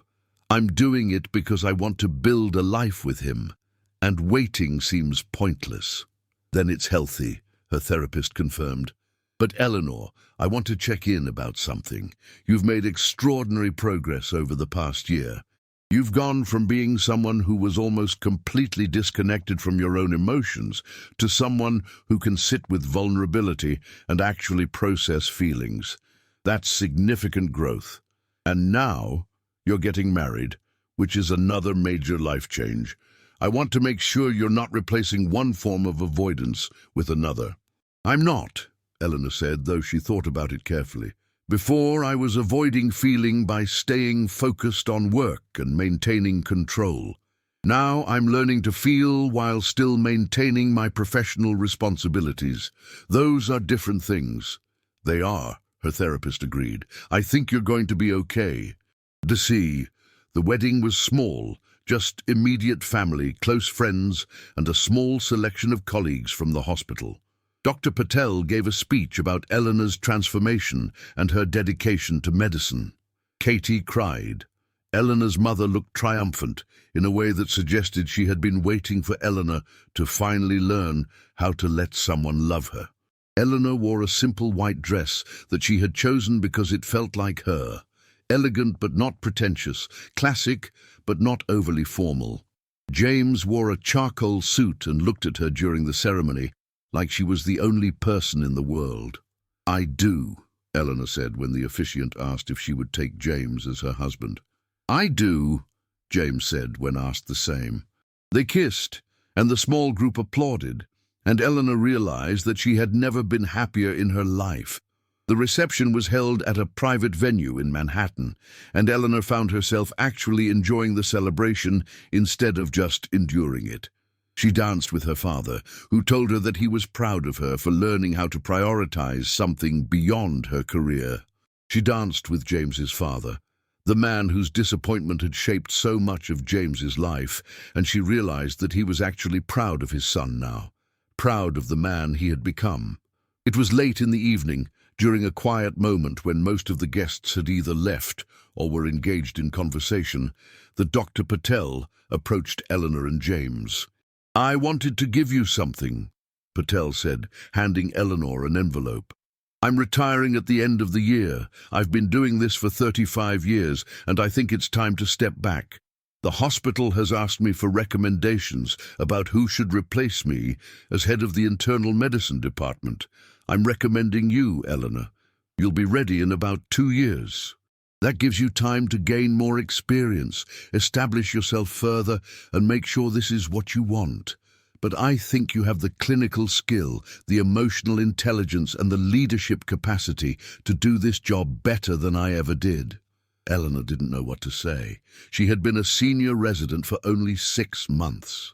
The idea of eventually leading an entire department seemed impossible and terrifying, and absolutely right. "Thank you," she said finally. "I'll do my best to deserve it." "You already have," Patel said, squeezing her shoulder. "Congratulations, Eleanor, both on the wedding and on the future." After he left, James pulled Eleanor close. "Head of the internal medicine department," he said. "That's incredible." "It's potentially overwhelming," Eleanor corrected. "I'm going to have to work even harder. I'm going to have to make difficult decisions that affect the careers of other physicians. I'm going to have to balance administrative responsibilities with my own clinical practice.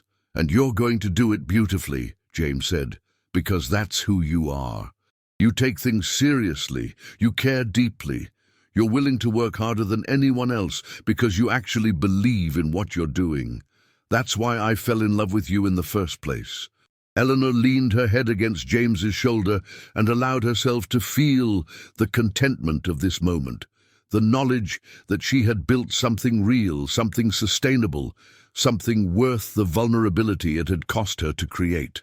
A year later, Eleanor was in her office, an actual office, not a supply closet, reviewing applications for a new position in the department when she received an emergency page. She was needed in the emergency department immediately. She moved quickly, assuming there was either a critical patient or some kind of administrative crisis. Instead, she found James standing in the emergency bay, covered in dust, with a cast on his left arm and a grin on his face. "Please tell me you didn't crash another car," Eleanor said, already moving into clinical mode. "I didn't crash another car," James said. "I fell off a horse at a charity event, broke my arm in 2 places. It's actually quite embarrassing.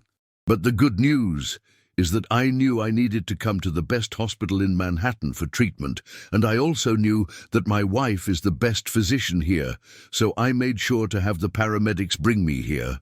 Eleanor wanted to be angry at him for engineering yet another medical crisis, but she realized he wasn't engineering anything.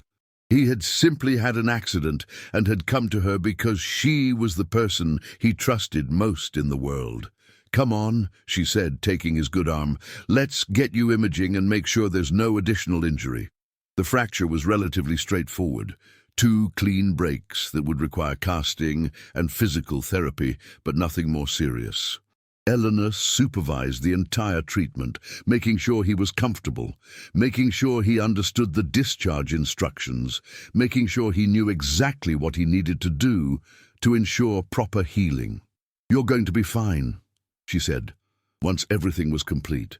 But you're going to have to be patient with the recovery process. No attempting to be a superhero while you're healing.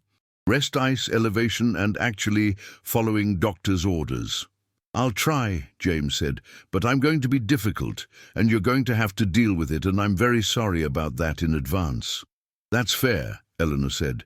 That's actually what marriage is, dealing with each other being difficult. I've learned that. That evening, Eleanor sat in their apartment and watched James attempt to navigate life with only one functional arm. He was frustrated and impatient and genuinely terrible at accepting help. But he was also funny about it, and he didn't push her away when she helped him with things he couldn't do alone. "Remember when I was your patient?" James asked, sitting on the couch with his arm in a sling. "There have been multiple times you've been my patient," Eleanor pointed out. "Which incident are you referring to?" "The first real one," James said. "When I came back to the hospital with an allergic reaction I probably manufactured just to see you. And you were so angry at me for manipulating the situation." "You were manipulating the situation," Eleanor said, but she was smiling. "I was," James agreed. "And you told me that if I did it again, you would request a transfer to a different department. And I said I would give you space. And then I didn't. Because I was scared that if I gave you space, you would figure out that you didn't need me." "But I did figure that out," Eleanor said. "I figured out that I didn't need you for my own survival or success. And then I realized that I wanted you, which is different. Needing and wanting are very different things." "They are," James agreed. "And I want you too. I want to wake up next to you. I want to watch you lead the internal medicine department. I want to be the person you come home to when your day has been terrible. I want to build a life with you. I want all of it." Eleanor reached over and took his good hand. They sat in comfortable silence, watching the Manhattan skyline from their penthouse, and Eleanor realized something fundamental. She had finally stopped running. She had stopped hiding in supply closets. She had stopped maintaining the fiction that she was complete without human connection. She had become a person who could love and be loved in return, and somehow she was still an excellent doctor. Somehow she was both. 3 years later, Eleanor stood in the hospital cafeteria and realized she couldn't remember the last time she had thought of the supply closet as a refuge. She was now the head of the internal medicine department, and the position was exactly as challenging and rewarding as she had anticipated. She had hired 7 new attending physicians, developed a new clinical protocol for managing chronic disease, and established a mentorship program for residents that focused on emotional intelligence alongside medical knowledge. Katie, who had been promoted to charge nurse, joined her for lunch. "You look happy," Katie observed, "suspiciously happy, like you're happy about something specific." "I have news," Eleanor said, and she pulled up her sleeve to show Katie the small mark on her arm, the mark from the blood test she had taken that morning before her shift started. Katie's eyes widened. "Eleanor, are you pregnant?" Eleanor confirmed. "About 6 weeks. We found out this morning. James cried. He actually cried. I didn't know he was capable of that level of emotion." "Of course he cried," Katie said, pulling Eleanor into a hug. "You're going to be an amazing mother." Eleanor thought about this statement and realized it was probably true. She had learned how to love. She had learned how to let people matter to her. She had learned how to exist as a complete person, instead of just a collection of professional accomplishments. These skills would transfer to parenthood. "I'm terrified," Eleanor admitted. "I don't know if I'm going to be good at this. I don't know if I can balance a career as a department head with being a mother. I don't know if I can give a child the attention they need while still maintaining my professional responsibilities." "You'll figure it out," Katie said. "Just like you figured out how to be a doctor who lets people matter to her. Just like you figured out how to love James. You figure things out. It's what you do." That evening, Eleanor told James about the baby. She had planned to wait until dinner, to create a romantic moment, to do it properly. But instead, she found him in his home office working on pharmaceutical research, and she simply showed him the pregnancy test and said, "We're going to have a baby." James stood up so quickly that his chair fell backward. He picked Eleanor up and spun her around, and he was laughing and crying simultaneously. "We're going to have a baby," he repeated, as though the words themselves were miraculous.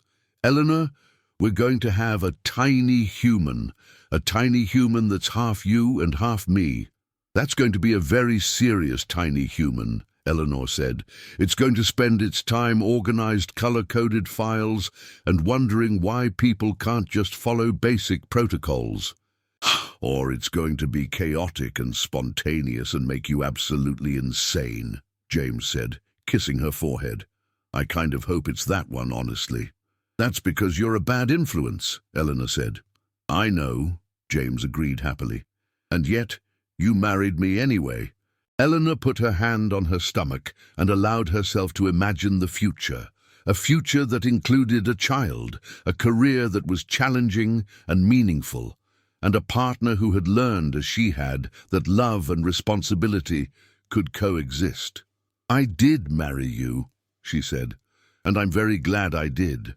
The baby, a daughter named Charlotte, was born on a cold November morning, exactly 22 months after Eleanor and James's wedding. Eleanor had taken 6 weeks of maternity leave, which felt both luxurious and inadequate. She had spent 30 years of her life focused entirely on her career, and now she was learning that motherhood was a parallel career, equally demanding, equally rewarding, equally important. Charlotte was beautiful in the way all babies are beautiful, helpless and perfect, and absolutely terrifying in her fragility. "She has your eyes," James said, holding their daughter while Eleanor recovered from childbirth, "and your serious expression. I think she's going to be a doctor." "She's going to be whatever she wants to be," Eleanor said. "We're not going to pressure her into anything." "Speak for yourself," James said.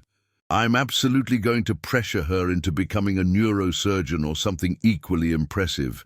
Very ambitious. It's my parenting strategy." Eleanor rolled her eyes, but she was smiling. She reached out and took Charlotte from James, and she looked at her daughter's face and felt something shift inside her, a recognition that she had been wrong about something fundamental for a very long time. She had always believed that love was a liability, that allowing people to matter was weakness. She had built her entire life around avoiding emotional connection, convinced that it would compromise her ability to be effective in her career. But standing in a hospital room with her wife and daughter, no, wait, James wasn't her wife, James was her husband, Eleanor realized that love wasn't a liability. Love was fuel. Love was the thing that made you want to be better, do better, create better outcomes. Love had transformed her from someone hiding in a supply closet into the head of an internal medicine department. Love had taught her how to be vulnerable without losing strength. Love had made her whole. "Thank you," she said to James. "For what?" he asked.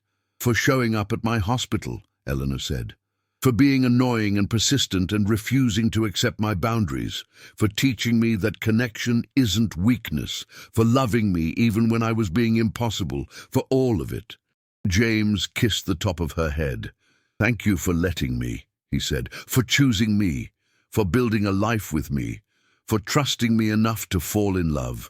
Eleanor looked down at Charlotte, at the tiny life they had created together, and she made a silent promise.